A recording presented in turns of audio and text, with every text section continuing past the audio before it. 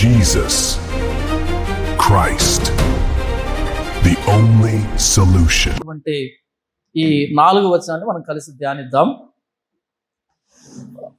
ఉదయాన్నే మనం చూసింది ఏంటి అంటే హెబ్రీయులకు రాసిన పత్రిక 4వ అధ్యాయం 12-13 వచనాలు. వాక్యానికి ఉన్నటువంటి ప్రత్యేకత, దాని బలము, దేవుడు వాక్యాన్ని ఎందుకు ఇచ్చాడు అనేది మనం ధ్యానించాం. ఇకపోతే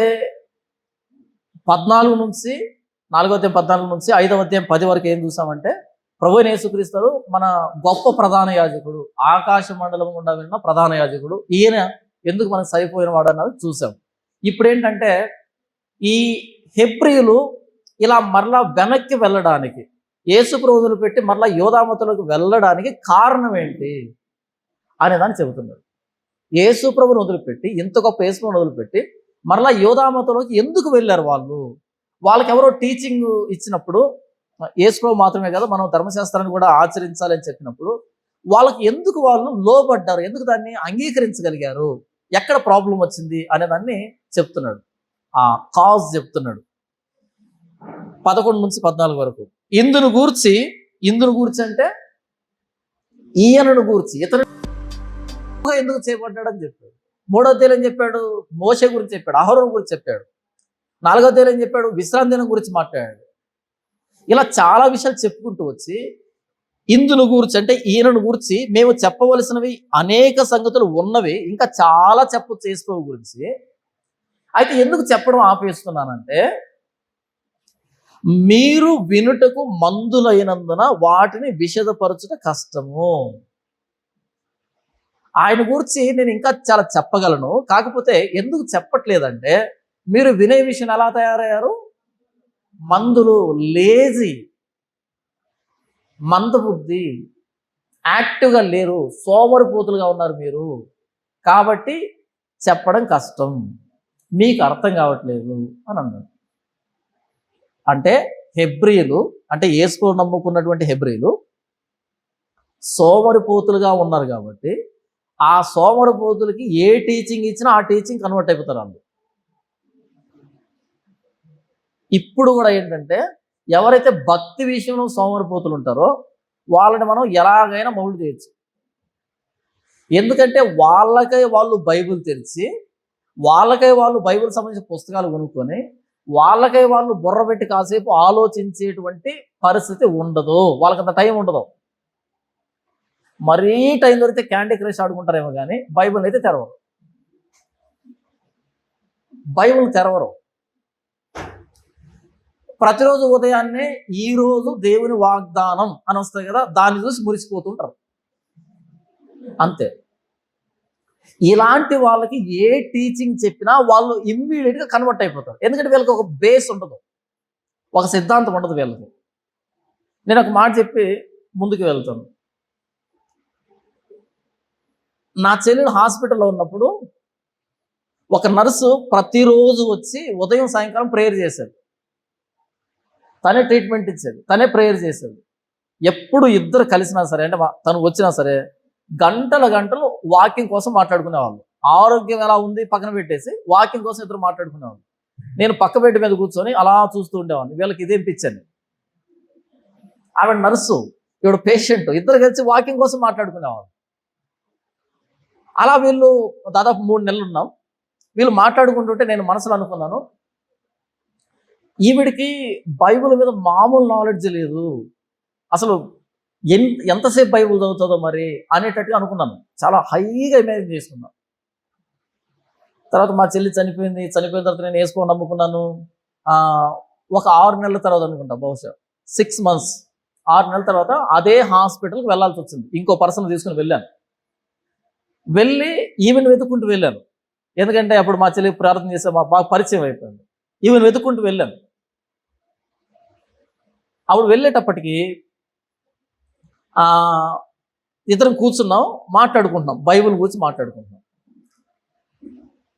నాకు తెలిసింది ఏంటంటే తను పెంతెకోస్తు సంబంధించిన ఆమె, పెంతెకోస్తు భావజాలకు సంబంధించిన ఆమె. అపోస్తుల కార్యములు 2వ అధ్యాయం గురించి మాట్లాడుతున్నాను నేను. ఏదో ప్రశ్న అడుగుతుంది, ఏదో మాట్లాడుతాం, మొత్తానికి అది అపోస్తుల కార్యం 2వ అధ్యాయానికి వచ్చింది. అపోస్తుల కార్యం 2వ అధ్యాయం అంటే నాకు తెలిసి ప్రతి క్రైస్తవుడు చూస్తుంటారు దాన్ని. తెలిసినటువంటి సందర్భం, అందరికీ తెలిసిన సందర్భం అది. మేడం ఒకసారి అపోస్తుల కార్యం 2వ అధ్యాయం ఓపెన్ చేయండి అన్న. ఇలా బైబిల్ తీసి ఇండెక్స్ దగ్గరకు వచ్చి ఇండెక్స్ వెతుకుతుంది.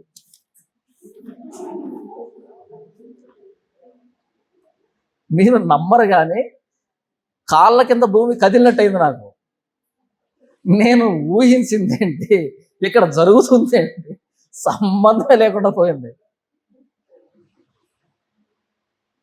అపోస్తుల గారు 2వ అధ్యాయం రెఫరెన్స్ అడిగితే ఇండెక్స్ వెతుకుతుంది. ఏం చేయాలి నేను చెప్పు, ఇంకేం మాట్లాడాలి? తర్వాత ఒక ప్రశ్న అడిగాను. అడిగితే నాకు తెలియదు కానీ ఒకసారి ఇంటికి వస్తావా అని అడిగింది. ఇంట్లో వాళ్ళ పిల్లలు ఉన్నారు. సరే వాళ్ళు చెప్తారు, ఇంటికి వెళ్ళారు. అక్కడ వెళ్ళిన తర్వాత వాళ్ళకి ఆ ప్రశ్న అడిగితే మాకు తెలియదు కానీ మా పాస్టర్ని అడుగుతామన్న వాళ్ళు. మరి వీళ్ళు గంటలు గంటలు మాట్లాడుకుని దేని గురించి? హాస్పిటల్ గంటలు గంటలు మాట్లాడుకుని దేని గురించి మాట్లాడారు వీళ్ళు? దీన్ని ఏమంటారంటే మందులు, లేజీ అని అంటారు. ఈవిడికి హెడ్ నర్స్ పోస్ట్ అనేది ఊరక వచ్చి ఉంటుందా? హెడ్ నర్స్ అనేది ఊరక వచ్చిన పోస్టా? ఏ జ్ఞానం లేకపోతే వస్తుందా? బాగా చదువుకుంది కదా, అన్నింటిలో పాస్ అయింది కదా. మరి ఇంత తెలివి ఉన్నప్పుడు బైబిల్ అనేది ఒక దాన్ని ఎందుకు చదవలేదు? మళ్ళీ ఖచ్చితంగా హ్యాండ్ బ్యాగ్లో బైబిల్ ఉంటుంది. హ్యాండ్ బ్యాగ్లో ఏముంటుంది? బైబిల్ ఉంటుంది. ఇంతకు ఏం చదవడానికి? అది ప్రశ్న. అపోస్తుల గారు 2వ అధ్యాయం నీకు తెలియదు అంటే, దానికి ఇండెక్స్ చదివావంటే, ఏ చిన్న ప్రశ్న అడిగినా పాస్టర్ గారిని అడగాలంటే మరి నువ్వేం చేస్తున్నావు ఎంతకాలం? అది నా ప్రశ్న. నీకు తెలిసిన ఆ 4 ముక్కల్ని వెనక్కి ముందుకు మాట్లాడుకోవడం తప్ప అంతమించి ఏమీ లేదు కదా. ఇప్పుడు నేను ఆమెను కూర్చోబెట్టి ఎంత చెప్పినా సరే రెస్పాన్స్ ఏమంటుంది? ఏమో నాకు తెలియదు, ఏమో నాకు తెలియదు, ఏమో నాకు తెలియదు. ఇంకేం చెప్పాలి నేను? అపోస్తలుడైన పౌలు ఏమంటున్నాడంటే, ఈ హెబ్రీ గ్రంథకర్త, మందమతులుగా ఉండడం క్రీస్తు నుంచి దూరం చేసేటువంటి ప్రక్రియ. మందమతులుగా ఉంటే క్రీస్తు నుంచి దూరం అయిపోతారు. నేను యేసు ప్రభువుని నమ్ముకోకముందు మా మేనమామ, మా అమ్మ తమ్ముడు, ఆయన క్రిస్టియన్ పాస్టర్. ఈ సెలవులు వచ్చినప్పుడు ఏంటంటే బయట తిరుగుతూ ఆడుకుంటున్నాం కదా, ఆయన ఒక దగ్గర కూర్చోబెట్టి బైబిల్ ఇచ్చేవాడు. బైబిల్ చదువు అనేవాడు. సరే ఈయన నసపడలేమని బైబిల్ తీసుకుని కూర్చున్నాడు ఒక రోజు. కూర్చున్న తర్వాత స్టార్టింగ్ ఓపెన్ చేయగానే ఆది కాండం అని ఉంది. దాని మీద టైటిల్ ఏముంది? ఆది కాండం. వెంటనే అక్కడే ఆగేసి ఆయన దగ్గరికి వెళ్ళి ఆది కాండం అంటే ఏంటి అని అడిగాను. ముందు ఆ టైటిల్ నాకు తెలియాలి కదా, తర్వాత నేను చదవాలి. ఆది కాండము, కాండం అంటే ఏంటి, ఆది అంటే ఏంటి, ఏంటి ఇంతకని అడిగాను. ఇండెక్స్లోకి వచ్చాను. నిర్గమకాండము, లేవియ కాండము, సంఖ్యాకాండం, ద్వితీయోపదేశ కాండం ఉన్నాయన్నమాట. ఏంటి కాండాలు అని అడిగాను. నేను ఏం చేయొచ్చు అంటే జస్ట్ అలా చదువుకుంటూ వెళ్ళి ఉండొచ్చు. ఈయన కోసం ఒక అధ్యాయం చదివేశానంటే అయిపోతుంది, నా పని నేను చేసుకోవచ్చు. నేను చదవడానికి కూర్చున్నా కదా, నాకేం కావాలంటే నేనేం చదువుతానో నాకు తెలియాలి ఫస్ట్. ఆది కాండం అంటే ఆ పేరు ఎందుకు వచ్చింది, నిర్గమకాండం అనే పేరు ఎందుకు వచ్చింది, దానికి ఒక అవుట్లైన్ కావాలి నాకు. అప్పుడు నేను లోపలికి వెళ్తాను, చదువుతాను. ఆయన దగ్గరికి వెళ్ళి అడిగాను, ఏంటి దీని అర్థం, ఈ 5 కాండాలు ఉన్నాయి, ఏంటి కాండాలు అంటే అని అడిగాను. నువ్వు చదువుకోలే, నీకు తెలివి లేదు అన్నాడు. ఎలా తెలుస్తుంది? నేను చదువుకున్నాను, నేను తెలుగులో అర్థం చేసుకోగలను, కానీ దాని భావం ఏంటి, అసలు ఆ పుస్తకానికి ఆ పేరు ఎందుకు పెట్టారు, అసలు ఎసెన్స్ ఏంటి నాకు తెలీదు. నేను చదువుకునేటప్పుడు ఎలాగుంటుందంటే, ఈ స్టడీ మెటీరియల్స్ ఉండేవి, గైడ్స్ ఉండేటివి కదా. ఆ గైడ్లో స్టార్టింగ్లో ఏం చేస్తా అంటే మ్యాప్ పాయింటింగ్ అని, మైండ్ మ్యాప్ అని ఒకటి ఇస్తాడు. మైండ్ మ్యాపింగ్ అని చూసారా? మొత్తం చాప్టర్ అంతా ఒక ఫ్లో చాట్ రూపంలో దీంట్లో ఇవి ఉన్నాయని ఇస్తాడు అనమాట. మైండ్ మ్యాపింగ్ అని ఉంటుంది. మరి మీరు చదివారు లేదా నాకు తెలియదు. ఫస్ట్ అది తీసుకునేవాడిని, ఇంతకీ ఇందులో ఏముంది మొత్తం అంతా ఒక లుక్ వేసిన తర్వాత అటు తర్వాత ఎంటర్ అయ్యేవాడిని. అంటే నేను ఏం చేస్తున్నా నాకు తెలియాలి కదా. అలా కాకుండా గుడ్డెద్దు చేలో పడినట్టు ఏది దొరికితే తింటున్నావు అనుకో, మందమతులమే, సోమరులమే. ఇందును గూర్చి మేము చెప్పవలసినవి అనేక సంగతులు ఉన్నవి, కానీ మీరు వినుటకు మందులైనందున వాటిని విషదపరచడం కష్టం. నేను చెప్పగలను, వివరించగలను, యేసు గురించి రకరకాలుగా వివరించగలను, ఇక్కడ గ్రంథకర్త అంటున్నాడు. కానీ మీరు వినేదానికి మందులుగా ఉన్నారు, చాలా లేజీగా ఉన్నారు, నేను ఏం చేయాలి అని అంటున్నాడు. స్పీకర్ మంచోడే, కానీ ఆడియన్స్ వినేదానికి రెడీగా లేరు. ఏం చేస్తాడు ఆయన? మీకు ఈ సోమర్తనాన్ని గురించి 2 వచనాలు చూపెడతాను, ఎలాగుంటుందో చూద్దాం. సామెతల గ్రంథం 24వ అధ్యాయం 30వ వచనం. 24:30.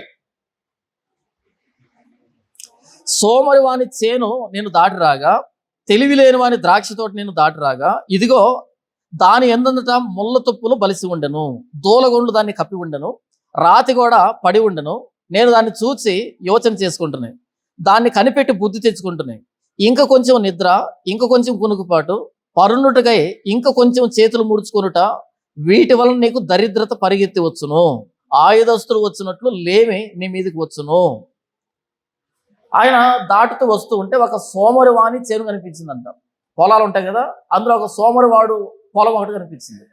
దాన్ని చూసినప్పుడు అంట, ఇదిగో దాని ఎందంతటా ముండ్ల తుప్పులు బలిసి ఉండెను, దూలగొండ్లు దాన్ని కప్పి ఉండెను, దాని రాతి కూడా పడి ఉండెను. మొత్తం పిచ్చి చెట్లన్నీ వచ్చేసాయంట, ముండ్ల తుప్పులు వచ్చేసాయంట, దాని రాతి కూడా చుట్టూ కంచె లాంటిది పడిపోయిందంట. ఎందుకు పడిపోయింది అంటే కింద చెప్తున్నాడు, ఇంకా కొంచెం నిద్ర, ఇంకా కొంచెం గురుగుపాటు, పరునుటకై ఇంకా కొంచెం చేతులు ముడుచుకునుట. వీడింట్లో ఏం చేస్తున్నాడు?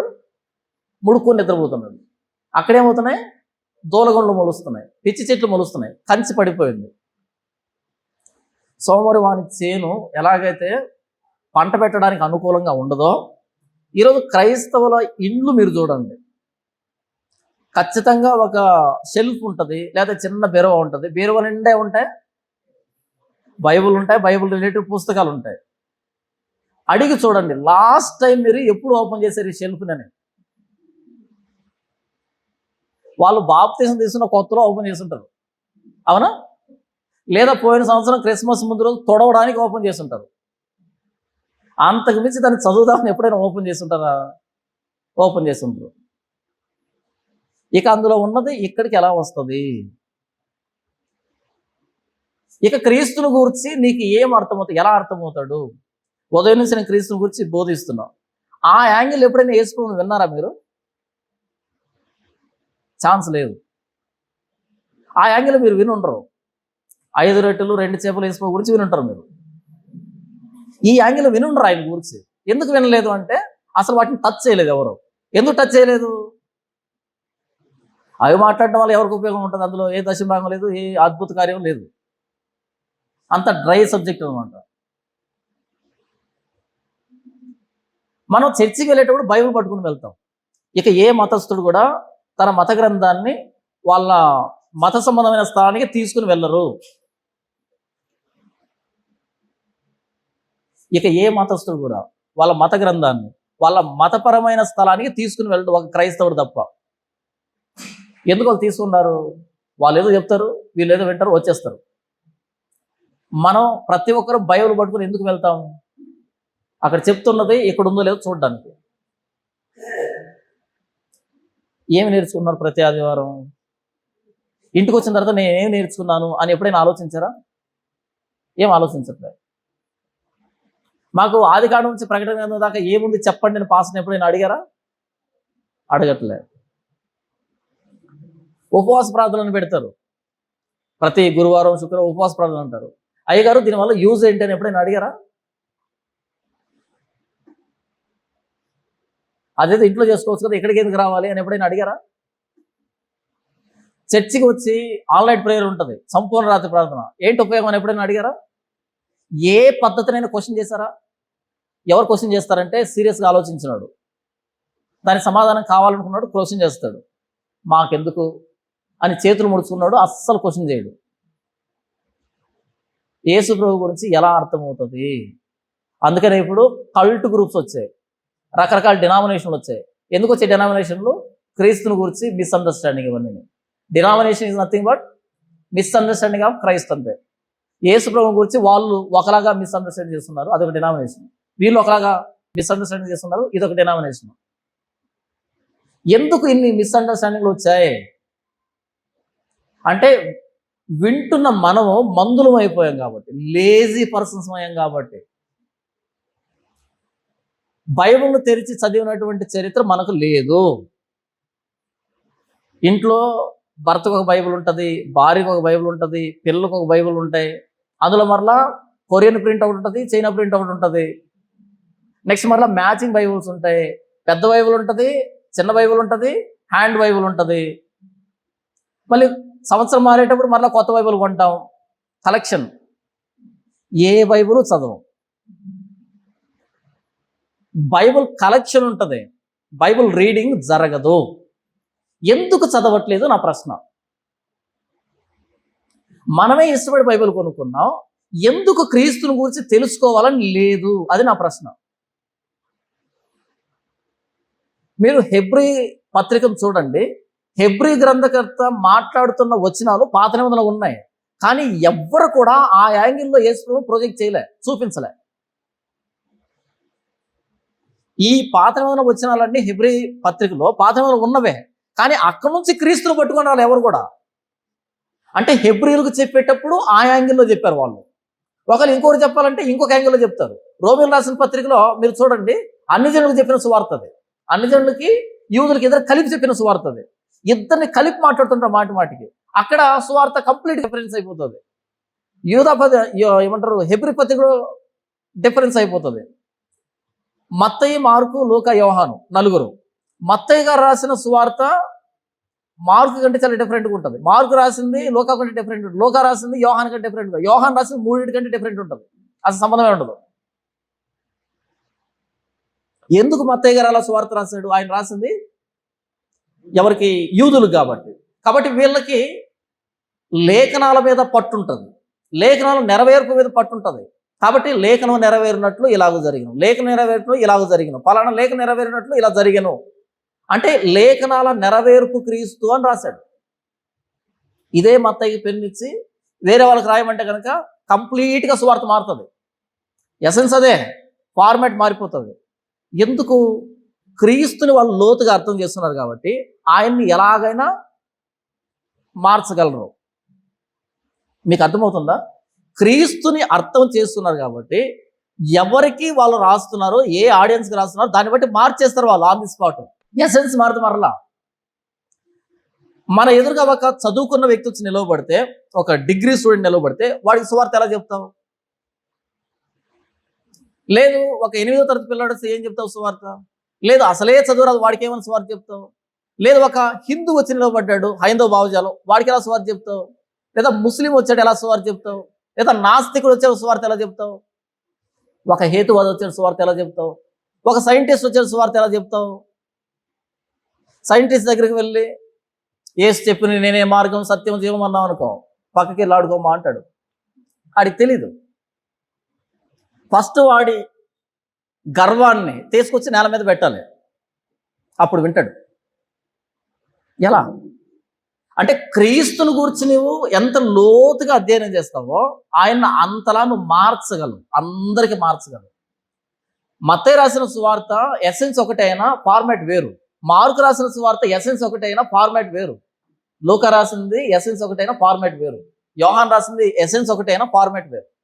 ఎవరితో డీల్ చేస్తున్నారో దాన్ని బట్టి మారిపోయింది ఫార్మాట్ అనేది.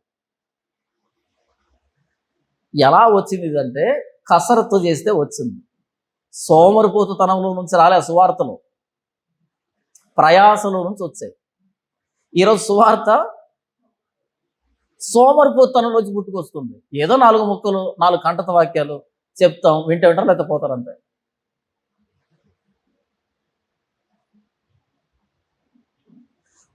ఈయనను కూర్చి మేము అనేక సంగతులు చెప్పాలనుకున్నాం, కానీ వినుటకు మీరు మందులైనందున వాటిని చెప్పడం కష్టమైపోయింది అంటున్నారు. సోమరి వాని చేను ఎలాగైతే ముళ్ళ తుప్పులు మొలుస్తున్నాయో, గచ్చపొదలు మొలుస్తున్నాయో, చుట్టూ కంచె పడిపోయిందో వీడు నిద్రపోతుంటే, ఈరోజు క్రైస్తవులు కూడా అదే స్థితికి వచ్చారు. క్రైస్తవ్యంలో డాక్ట్రినల్ డిఫరెన్సెస్ వస్తున్నప్పుడు డాక్ట్రినల్ గా డిబేట్స్ లేవు. మనకెందుకు అని సర్ది పెట్టుకుంటున్నాం అంటే దాని మీద మనకు అవగాహన లేదు అని అర్థం. క్రీస్తుకు ఆపోజిట్లో ఉన్న, సువార్తకు ఆపోజిట్లో ఉన్న ప్రతి తర్కాన్ని చెరబట్టి లోపరుచుకున్నాడు అపోస్తలుడైన పౌలు. ప్రతి తర్కాన్ని. ఈరోజు మనం ఏ చిన్న ఆర్గ్యుమెంట్ డిస్కషన్ లేదు. వాక్యానికి పక్కకి వెళ్ళినప్పుడు ఎక్కడ ఆ సిద్ధాంతపరమైన డిస్కషన్ ఎక్కడ? ఎందుకు లేదంటే వాడికి బైబిల్ తెలియదు, మనకు బైబిల్ తెలియదు. ఎవరికైనా 2 ముక్కలు ఎక్స్ట్రా తెలిస్తే వాళ్ళకి తెలియదు, మనకేం తెలిసిన దగ్గర ఉండిపోయాం, సోమరిపోతులుగా మిగిలిపోయాం. బైబిల్ తెలిసి చాలా కాలం అయిపోయింది. బైబిల్ రిలేటెడ్ పుస్తకాలు చదివి చాలా కాలం అయిపోయింది. సిద్ధాంతాలు ఏంటో తెలియదు. క్రైస్తవులు ఎన్ని డినామినేషన్ ఉన్నాయో తెలియదు, ఎన్ని సిద్ధాంతాలు ఉన్నాయో తెలియదు, ఎవరు ఏమి నమ్ముతారో తెలియదు. ఇక్కడికి కూర్చున్న మీరు అందరూ తర్వాత అడగండి, మీరు ఏ చర్చికి వెళ్తారని. డిఫరెంట్ చర్చెస్ వస్తాయి. అప్పుడు నెక్స్ట్ క్వశ్చన్ అడగండి, ఎందుకు ఆ చర్చికి వెళ్తున్నావు అని అడగండి.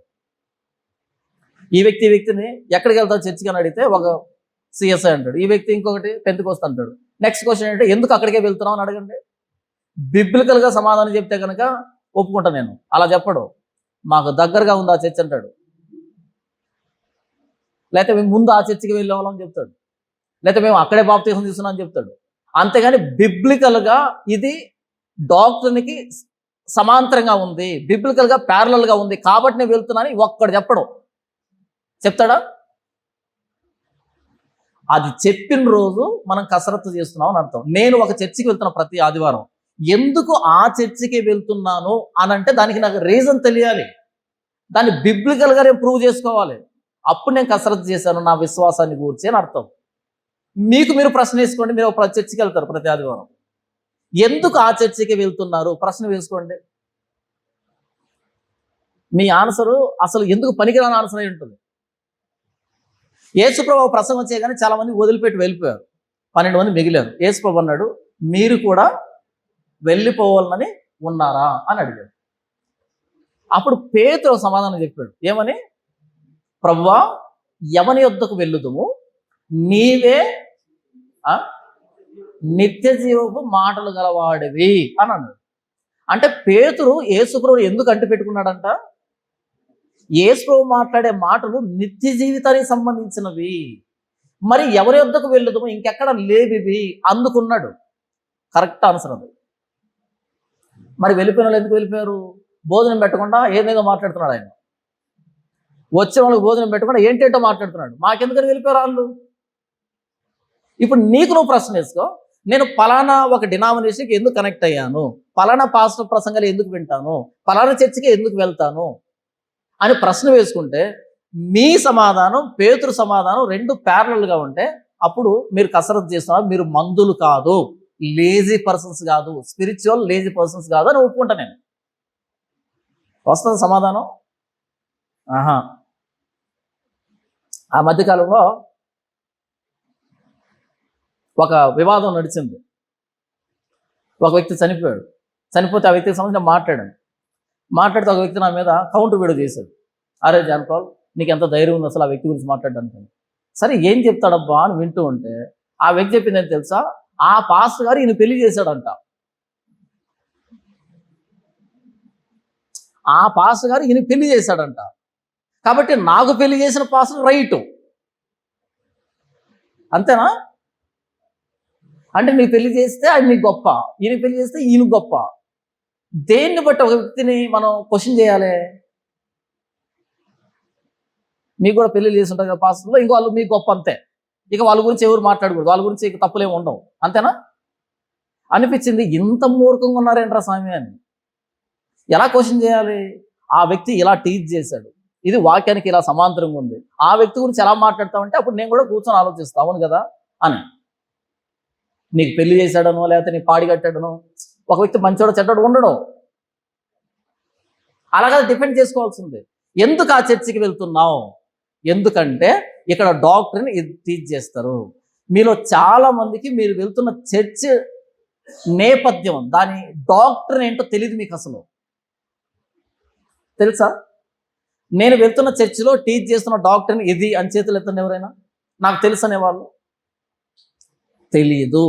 జస్ట్ మన వీధి చివరిలో ఉంది కాబట్టి, లేకపోతే మన తల్లిదండ్రులు వెళ్తున్నారు కాబట్టి, లేకపోతే వాళ్ళే మన ఇంటికి స్వార్థకు వచ్చారు కాబట్టి, లేకపోతే వాళ్ళే మనకు బాప్తీసం ఇచ్చారు కాబట్టి, ఈ మధ్య ఒక బూతు పదం వచ్చింది, తల్లి సంఘం అని. ఇది తల్లి సంఘం అంటే అక్కడికి వెళ్ళాలంట. ఇది కాదు మనం చెప్పాల్సింది. అలా చెబుతున్నామంటే కొంచెం కూడా మనం ఆలోచించట్లేదు, మనం ఏమి నమ్ముతున్నామో మనం ఆలోచించట్లేదు అని అర్థం. మందమతులమే. మన కంచం ఏదైనా పదార్థం ఉందనుకో, తింటున్నాం అనుకో, ఇంతకు అది ఏంటని తెలుసుకోవా అంటే గుర్తుపట్టకుండా చేసినా సరే అడుగుతాం, ఇంతకు ఏంటిదని. ఇంతకు మనం ఏమి నమ్ముతున్నాం? కల్వరి టెంపుల్ ఏ డాక్టర్ అని టీచ్ చేస్తా తెలుసా మీకు?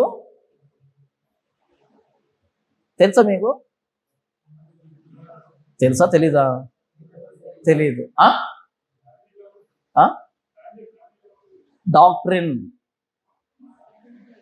అంటే తెలుసా? పోనీ సిద్ధాంతం. Very good. ఇప్పుడు చెప్పండి, కల్వరి టెంపుల్ కానీ, బెల్లంపల్లి కానీ, జీసస్ కాల్స్ కానీ, లేదా హోసన్న వాళ్ళు కానీ, బైబిల్ మిషన్ వాళ్ళు కానీ, వాళ్ళు ఏ డాక్టర్ని టీచ్ చేస్తా తెలుసా మీకు? ఒక్కరు చెప్పండి ప్లీజ్. ప్రాస్పరిటీ గాస్పుల్ డాక్టర్ని కాదు అది. ప్రాస్పరిటీ గాస్పుల్ అనేది డాక్టర్ని కాదు అది. డాక్టర్ని తెలుసా? క్యాథలిక్ కాదు. క్యాథలిక్ అంటే ఆర్సిఎం, అది పక్కన పెట్టేది. క్యాథలిక్ అనేది డాక్టర్ని కాదు. ఎవరు చెప్పండి? ఫాలో అవుతారు. చూసారా, అసలు డాక్టరీన్ అనేది తెలియదు ఇప్పుడు దాకా మీకు. సిద్ధాంతం అనేది తెలియదు మీకు అసలు. పెంతెకోస్తు డాక్టరీన్ అది. పెంతెకోస్తు అది. ఇప్పుడు ఇంటికి వెళ్ళిన తర్వాత మీరు కసరత్తు చేయండి. పెంతెకోస్తు వాళ్ళు ఏమి నమ్ముతారు? మొన్న ఒకడు వచ్చాడు, ఎవడాడు? నైజీరియా నుంచి వచ్చాడు.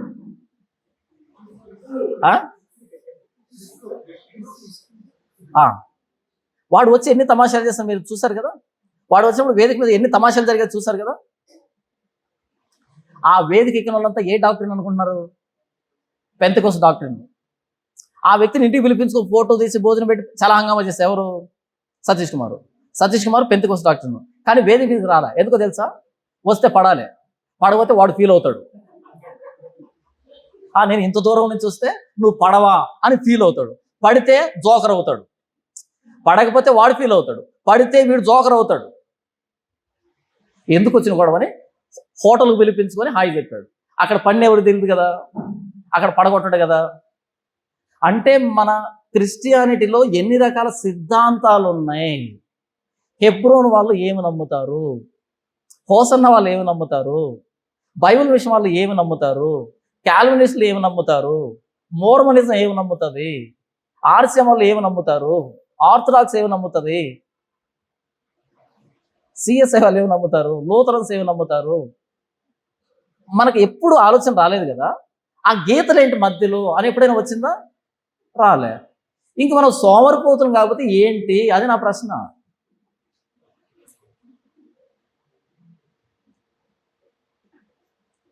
మేము పలానా చర్చికి వెళ్తాం అంటున్నారు తప్ప ఎందుకు ఆ చర్చికి వెళ్తున్నారు నా ప్రశ్న.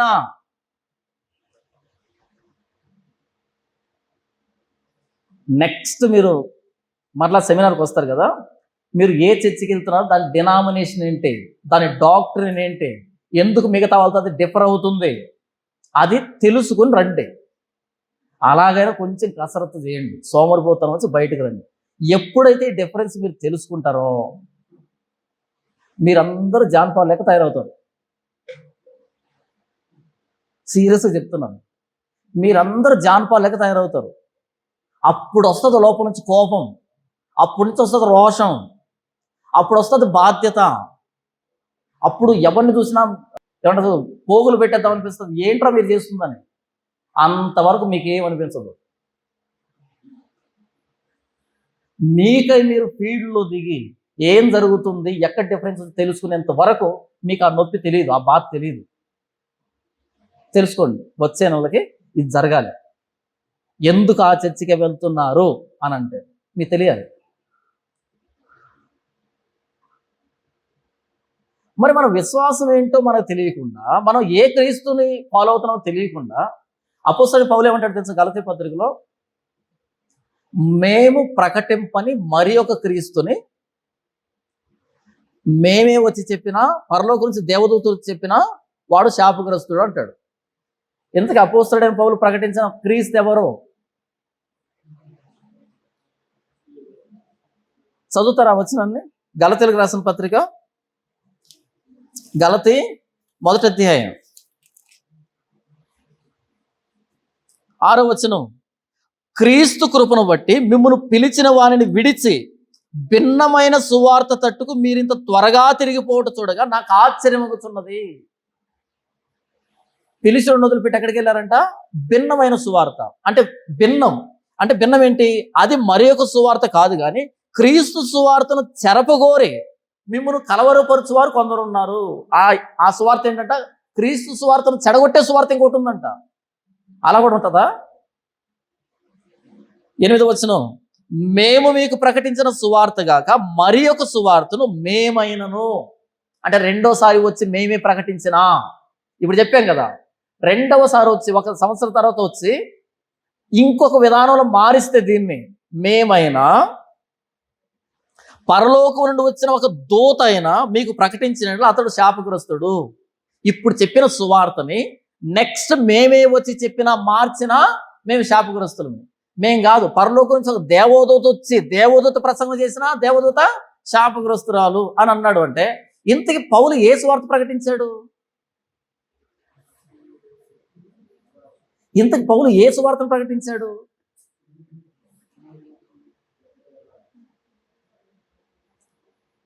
హోసన్న వాళ్ళు ప్రకటించేదనా? బైబిల్ విషయంలో నేను అడుగుతున్నాను, మిమ్మల్ని సీరియస్గా అడుగుతున్నాను. బైబిల్ విషయంలో ప్రకటించేదా? లేకపోతే చర్చ్ ఆఫ్ క్రైస్ట్ వాళ్ళు ప్రకటించేదా? లేకపోతే బ్రెన్హామ్ వాళ్ళు ప్రకటించేదా? లేకపోతే సిఎస్ఐ వాళ్ళు ప్రకటించేదా? లేకపోతే ఆర్సీఎం వాళ్ళు ప్రకటించేదా? లేకపోతే బక్సింగ్ వాళ్ళు ప్రకటించేదా? లూథర్ వాళ్ళు ప్రకటించేదా? బ్రదర్లను వాళ్ళు ప్రకటించేదా? బ్రదర్ను మరలా మెనోనైట్ బ్రదర్ను, ఇంకో బ్రదర్ను. ఇంతకీ ఏ సువార్త అది? మీకు అర్థం కావట్లే సీరియస్నెస్.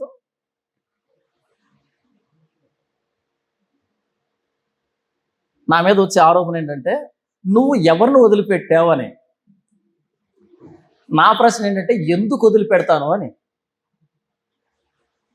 నువ్వు ఎవరిని వదిలిపెట్టావు చెప్పు, ఎందుకు వదిలిపెట్టాలి చెప్పు, అది ప్రశ్న. వీరు అపోస్తుల బోధ యందును. ఏ బోధ? ఎక్కడికి వెళ్తాం అంటే మేము సతీష్ కుమార్ చర్చికి వెళ్తాం. ఆయన ఎవరు? 13వ అపోస్తులుడా? ప్రవీణ్ అన్న చర్చికి 14వ అపోస్తులుడా? దినకరన్ చర్చికి 15వ అపోస్తులుడా? అపోస్తులు 12 మందే కదా, అవి ఇక్కడ ఉన్నాయి కదా. నువ్వెవరే కొత్త సిద్ధాంతాలు పెట్టడానికి? నీకున్న రైట్ ఏంటి? నీకు తెలిస్తే అపోస్తులు ఏం బోధించారో ఈ మధ్యలో వచ్చిన పుట్టగొడుగుని అసలు ఒప్పుకోవు. నన్ను అడుగుతారు చాలామంది, నీకెందుకు ఇదంతా అని. నా ప్రశ్న ఏంటంటే నీకెందుకు లేదు అని. నాకెందుకు ఇదంతా కాదు, నీకెందుకు లేదు నా ప్రశ్న. నువ్వెందుకు ఇలా లేవని.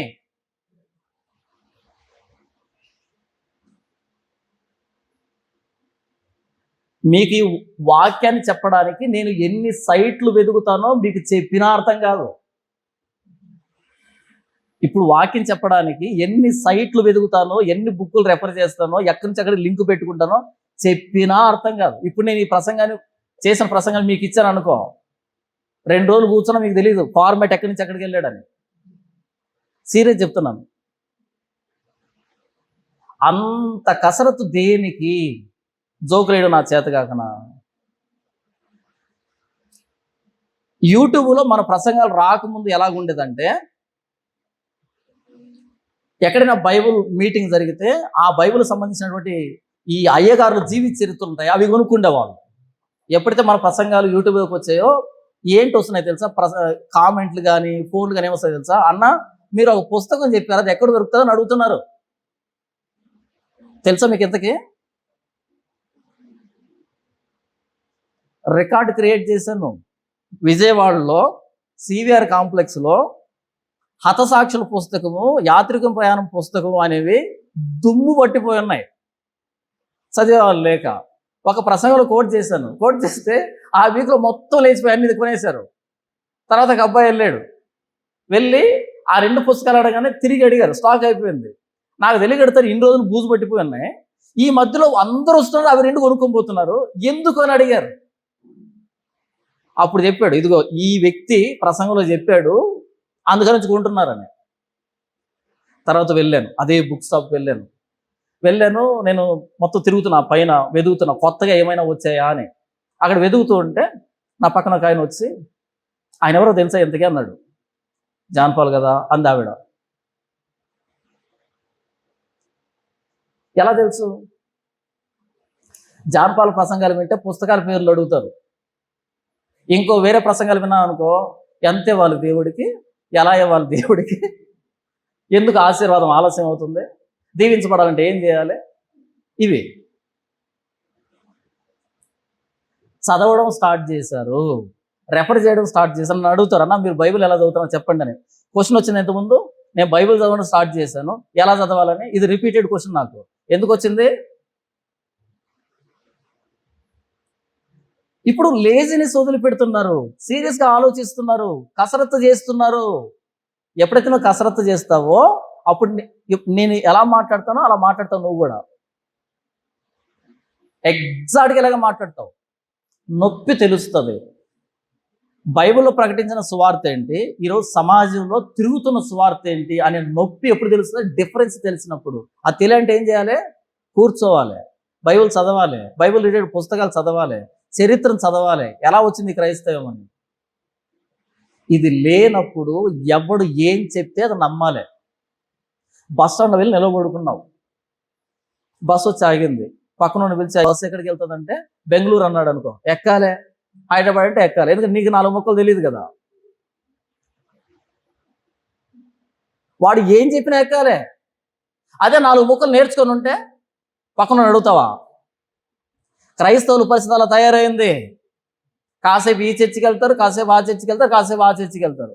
అక్కడికి ఎందుకు మానేశారంటే ఆయన నా గురించే మాట్లాడుతున్నాడు. ఎందుకు మానేశారంటే ఆ చర్చికి మా గురించే మాట్లాడుతున్నాడు.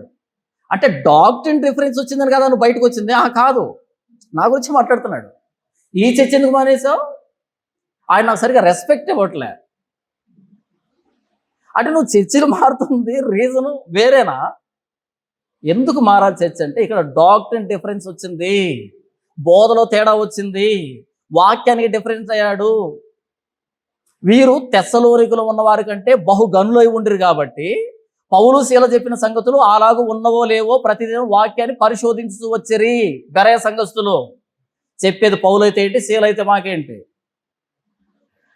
చెప్పేది పౌలైతే ఏంటి, శీలైతే మాకేంటి? వాళ్ళ గొప్పతనం వాళ్ళ దగ్గర ఉంటుంది, మాకేం కావాలి? లేఖనంలో ఉన్నది చెప్తున్నాడా, లేనిది చెప్తున్నాడా? అంతే ప్రశ్న. ఈరోజు ప్రశ్న ఏంటి తెలుసా? నీకు ఆయన కంటే ఎక్కువ తెలుసా? ముందు నీకు తెలిస్తే కదా నాకేం తెలుసో తెలియడానికి. ముందు ఆయనకేం తెలుసో నీకు తెలియదు, కాబట్టి నాకేం తెలుసో నీకు తెలిసే అవకాశమే లేదు జీవితంలో. ఆయన 1000 సంఘాలు కట్టాడు, నువ్వెన్ని కట్టావు? కట్టినటువంటి ఖాళీగా ఉన్నాయి కదా, వాటిని నింపుతున్నా నేను. కట్టిన వాళ్ళంతా ఖాళీగా ఉన్నా వాళ్ళకి బోధిస్తున్నా నేను. నువ్వెంతమంది బాప్తీసం ఇచ్చావు? అంటే బాప్తీసం ఇచ్చేది వాక్యాన్ని ఎక్స్ప్లెయిన్ చేసేదానికి అర్హత. ఎంతమంది ఉంది సార్ నీ చర్చికి? ఎవరు రారు, నేను పాస్ను కాదా? లేకపోతే 1000 మంది వచ్చారు, నేనేం చెప్తే అది రైట్ అయిపోతుందా? అంటే ప్రశ్నలు ఏంటి? మందమతులు, లేజీ ఫెలోస్ తయారైపోయారు. ఎందుకు వచ్చిన లేజినెస్? అది ప్రశ్న. చూడండి, ప్రకటన గ్రంథం 3వ అధ్యాయం, ప్రకటన గ్రంథము 3వ అధ్యాయం 14 నుంచి ఒక అద్భుతమైన మాట రాయబడి ఉంటుంది. 14 వచనం, లవొదికయలో ఉన్న సంఘపు దూతకి ఇలాగు వ్రాయము, ఆమేనను వాడును నమ్మకమైన సత్యసాక్షియు దేవుని సృష్టికి ఆదియునైన వాడు చెప్పు సంగతులు ఏమనగా, నీ క్రియలు నేను ఎరుగుదును. నీవు చల్లగానైనను వెచ్చగానైనను లేవు. నీవు చల్లగానైనను వెచ్చగానైనను ఉండిన మేలు, నీవు వెచ్చగానైనను చల్లగానైనను ఉండక నులివెచ్చగా ఉన్నావు గనక నేను నిన్ను నా నోట నుండి ఉమ్మివేయ ఉద్దేశిస్తున్నాను, తూ అని ఊద్దాం అనుకుంటున్నా అంటున్నాడు మనల్నే. చూడండి ఇప్పుడు 17వ వచనం, నీవు దౌర్భాగ్యుడువు, దిక్కుమాలిన వాడువు, దరిద్రుడువు, గుడ్డివాడువు, దిగంబరుడివి. దిగంబరుడివై ఉన్నావని ఎరుగక ఏమనుకున్నావు మనసులో? నేను ధనవంతుణ్ణి, ధనవృద్ధి చేసి ఉన్నాను, నాకేమీ. ఈ మూడే కదా మనకు కావాల్సిన. చర్చికి వెళ్తే ఏసుకొని నమ్ముకున్నామండి, ఏదో 2 అంతస్తులు ఇస్తాడండి, అలా కాలం గడుస్తుందండి, అంతేనా? ఏసుకొని నమ్ముకున్నాం, 2 అంతస్తులు ఇచ్చాడు, అలా కాలం గడుస్తూ ఉందండి. ఇంకేం కావాలి మాకి? ఇంకేం వద్దా? ఏమొద్దు. ఏసుకొని నమ్ముకున్న ఉద్యోగం వచ్చింది చాలు, ఏసుకొని నమ్ముకున్నావు సెటిల్ అయ్యే లైఫ్లో చాలు. కానీ దేవుడు ఏమన్నాడు తెలుసా? నువ్వు సెటిల్ అయ్యవనట్లే, గుడ్డోడివి, దరిద్రుడివి, దౌర్భాగ్యుడివి, దిక్కుమాలినోడివి, దిగంబరుడివి అంటున్నాడు ఆయన. దీన్ని ఏమంటారు తెలుసా? లేజినెస్ అంటారు. నాకేం కొదవలేదు అనేది లేజినెస్. ఎప్పుడు పడుకుంటావు? ఎప్పుడు చేతులు ముడుచుకొని పడుకుంటావు? తక్కువ ఉంటేనా, సరిపోయినంత ఉంటేనా? ఎక్కువ ఉన్నాడు పని చేయడు. ఇన్నోవేషన్స్ వచ్చేది, ఇన్నోవేటివ్ థాట్స్ వచ్చేది ఎవరికో తెలుసా? ఆకలి అయ్యేవాడికి. ఆకలి అయ్యేవాడికి ఇన్నోవేటివ్ థాట్స్ వస్తాయి. ఎందుకని? ఇది తొందర పెడుతుంది, కడుపు తొందర పెడుతుంది, ఏదో ఒకటి చేసి సంపాదించుకోవాలి కడుపుకి. కాబట్టి వాడికి ఇన్నోవేటివ్ థాట్స్ వస్తాయి. కడుపు నిన్నోడు ఏది కనిపెట్టడు. Necessity is the mother of innovation అంటారు. ఒక ఆవిష్కరణకి తల్లి ఎవరంటే అవసరత. కానీ ఇక్కడ చర్చ ఎలా తయారైందంటే, లౌదికే సంఘం, నాకేం కొదవలేదు, ఇంకేం కనిపెడతావు? నాకేం కొదవలేదంటే ఇంకేం కనిపెడతావు? ఈరోజు చర్చికి ఎందుకు వెళ్తున్నావు? మేలులు, క్షేమాలు, దీవెనలు, ఆశీర్వాదాలు, సమృద్ధి, ఇంతకు మించిన కాన్సెప్ట్ ఏమైనా ఉందా? అసలు కాన్సెప్ట్ లేదు. నన్ను ఒకరు అడిగారు, అన్న మేమేమి పాస్టర్లం కాదు కదా, మేమేం బోధించట్లేదు కదా, మేమెందుకు బైబుల్ని సీరియస్గా చదవాలి? ప్రశ్న. కనీసం మీకు ఆ ప్రశ్న కూడా రాలే కదా? కనీసం మీకు ఆ ప్రశ్న కూడా రాలే. మీరు ఎప్పుడైనా 5 స్టార్ హోటల్కి వెళ్ళండి, సంగటి హోటల్కి వెళ్ళండి, 2 హోటల్కి వెళ్ళండి. సంగటి హోటల్కి వెళ్తే మీకు ఐటమ్స్ ఉంటాయి, మీరు ఏది ఇస్తే అది తీసుకొచ్చి పెడతాడు అక్కడ. కానీ మీరు 5 స్టార్ హోటల్కి వెళ్ళండి, ప్రతి ఐటమ్ కింద ఒక లీఫ్ ట్యాగ్ ఉంటుంది, ఒక చిన్న లీఫ్ లెట్ ఆడుతుంటుంది, ఒక చిన్న పేపర్ ఉంటుంది, దాని మీద ఐటమ్ పేరేంటి, ఆ ఐటమ్ తింటే ఎంత క్యాలరీ నీకు ఎనర్జీ వస్తుంది అని ఉంటుంది. దాని అర్థం ఏంటో తెలుసా? సంగటి హోటల్కి వెళ్ళేవాడు ఏదో ఒకటి తిందామని వెళ్తాడు. వాడికి ఏం కావాలి? తక్కువ డబ్బుకి కడుపు నిండాలి. వాడు ఏ చెత్త వేసినా మాకు అక్కర్లేదు. దిస్ ఈజ్ జస్ట్ డస్ట్బిన్ అంతే వాడికి. ఇదేంటి వాడికి? డస్ట్బిన్. ఇంపార్టెన్స్ ఎవరు బాడీకి? అడ్డమైన గడ్డి తింటారు, ఎందుకని? ఇది డస్ట్బిన్ వాడికి. కానీ 5 స్టార్ హోటల్లో ఉంటాడు కదా, చదువుకో ఉంటాడు, వాడికి ఇది డస్ట్బిన్ కాదు. ఓకే, ఇది తింటే నాకు ఎంత క్యాలరీస్ వస్తాయి, ఇది తింటే నాకు ఎంత వస్తాయి, ప్రతిదీ మెజర్మెంట్ ప్రకారం తింటాడు. ఆహారం అనేది మెడిసిన్, తెలుసు మీకు ఆ విషయం? ఫుడ్ అనేది మెడిసిన్. దాన్ని కరెక్ట్గా తినలేదనుకో ట్యాబ్లెట్లు తినాల్సి వస్తుంది. దాన్ని కరెక్ట్గా తిన్నామనుకో ట్యాబ్లెట్ అక్కడ ఉండదు కదా. వాడు చదువుకున్నాడు కాబట్టి ఏం తినాలి, ఎంత తినాలని మెజర్మెంట్ ప్రకారం తింటాడు. చదువు తక్కువ వాళ్ళు ఏం చేస్తారు తెలుసా? ఏది దొరికితే తింటారు, పోయి మంచం మీద పడుకుంటారు, హాస్పిటల్ బెడ్ మీద పడుకుంటారు. నేను ఎందుకు చెప్పాను ఇదంతాని? తినే తిండి విషయంలో తెలివిగా తింటే హాస్పిటల్కి వెళ్ళాల్సిన అక్కర్లేదు. అలాగే మనం భక్తి విషయంలో ఏం వింటున్నాం, ఏం చదువుతున్నాం, ఎక్కడికి వెళ్తున్నాం అనేది లేకపోతే ఇదిగో ఇలాంటి వాళ్ళు వస్తారనమాట. దేవుడు నిన్ను దీవిస్తాడు, ఆశీర్వదిస్తాడు, నువ్వు మేలు వస్తాయి, క్షేమం వస్తుంది, దేవునికి తక్కువ చేయడు అంటే అది నమ్మాల్సి వస్తుంది. ఇది బోధ కాదు. యాక్చువల్గా ప్రాస్పరిటీ గాస్పుల్ అనేది గాస్పుల్ కాదు, సువార్త కాదు. అది దేవుడు నీకు మేలు చేస్తాడని సువార్త కాదు. అది అన్ని మేలుల కంటే అసలైన మేలు సిలువ అని చెప్పడం సువార్త. అది పోయింది. లౌదికే సంఘం ఇది, చర్చ్ ఇది. అప్పటికి అపోస్తులుగా బ్రతికున్నారు, యోహాను బ్రతికున్నాడు. అప్పుడు ఒక చర్చ్ వచ్చింది. ఆ చర్చ్ కాన్సెప్ట్ ఏంటంటే నాకేం కొదవలేదు అంతే. ఇప్పుడు ఈరోజు ఏం కొదవలేదు తప్ప ఇంకేమైనా ఉందా చర్చిలో? నాకేం కొదవలేదు అనేదే ఈరోజు మన గమ్యం, ఎయిమ్. అదేంటోనండి, చర్చికి వెళ్తూనే ఉన్నా కానీ ఏమి జరగట్లేదండి. ఏం జరగాలి? విన్నారు ఎప్పుడైనా మాట? చర్చికి వెళ్తూనే ఉన్నా, వాళ్ళకు ఉద్యోగం వచ్చింది, వీళ్ళకు ఉద్యోగం వచ్చింది, నాకే రావట్లేదంటే నువ్వేమన్నా కోచింగ్ సెంటర్కి వెళ్తున్నావా అంటున్నా. అదేమన్నా కోచింగ్ సెంటరా? అదేంటోనండి, చర్చికి వెళ్తున్నా, వాళ్ళ పిల్లలు పుట్టారు, వీళ్ళ పిల్లలు పుట్టారు అంటే అదేమన్నా ఐవీఎఫ్ సెంటర్ అనుకుంటున్నావా? టెస్ట్ బేబీ సెంటర్ అనుకుంటున్నావు అదేమన్నా? అదేంటంటే చర్చికి వెళ్తున్నా, వాళ్ళ కష్టాలు తీరాయి, వీళ్ళ కష్టాలు నాకు తీరట్లేదంటే ఇంతకు ఏంటది? ఏమనుకున్నావు చర్చ్ అంటే? నాకు ఆరోగ్యం బాగోట్లేదంటే అది హాస్పిటల్ అనుకుంటున్నావా? మీనింగ్ మారిపోయింది. ఎందుకంటే మనం మందమతులయం కాబట్టి. ఇది లవోదికీయ సంఘం, నాకేం తక్కువ లేదు అనేది లవోదికీయ సంఘం. దేవుడు ఏమన్నాడు తెలుసా వాళ్ళని? నేను నా నోట నుంచి ఉమ్మి వేయాలనుకుంటున్నా మిమ్మల్ని, ఎందుకు మీరు నాకు అంటే ఏమన్నాడు తెలుసా? నీవు దౌర్భాగ్యుడివి, దిక్కుమాలిన వాడివి, దరిద్రుడివి, దిగంబరుడివి. నేను నా ప్రసంగాలు ఏమంటానంటే దరిద్రుడు అంటాను, ఫోన్ వస్తుంది. అదేంటన్నా బూతులు మాట్లాడుతున్నావు? అతి పరిశుద్ధులు. ఎవరు వీళ్ళు? అతి పరిశుద్ధులు. అదేదో మూవీలో ఉప్పు కప్పు రమ్ము చెప్పమంటే పురుష్ అబ్బా, పురుష్ అబ్బా అంటుంటా చూసారా? అంటే పురుష్ అనే పేరు కూడా నీకు సిగ్గేనా?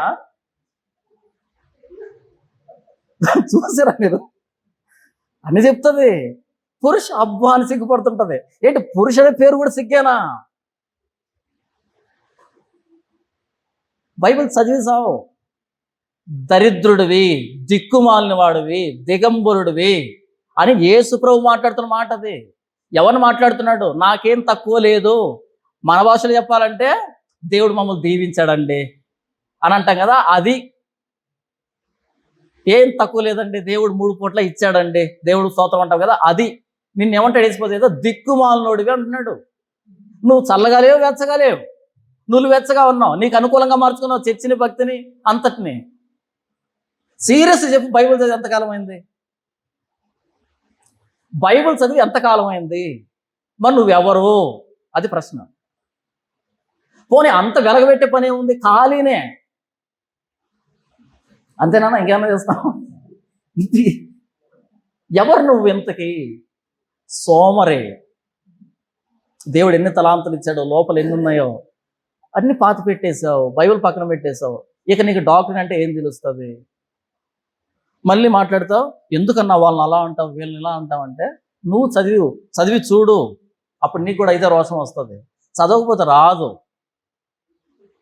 ఏథెన్స్లో ఉండేటువంటి ఆ వీధుల్లో తిరిగితే, ఆ విగ్రహాలన్నీ చూస్తే అప్పుడు ఆత్మ పరితాపం పట్టలేకపోయాడంట పౌలు.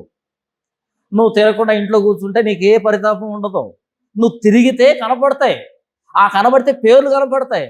తెలియని దేవుడికి అరే ఇంత భక్తి ఉంది కానీ ఆ దేవుడు ఎవరో తెలియట్లేదే, ఆత్మ పరితాపం వస్తుంది.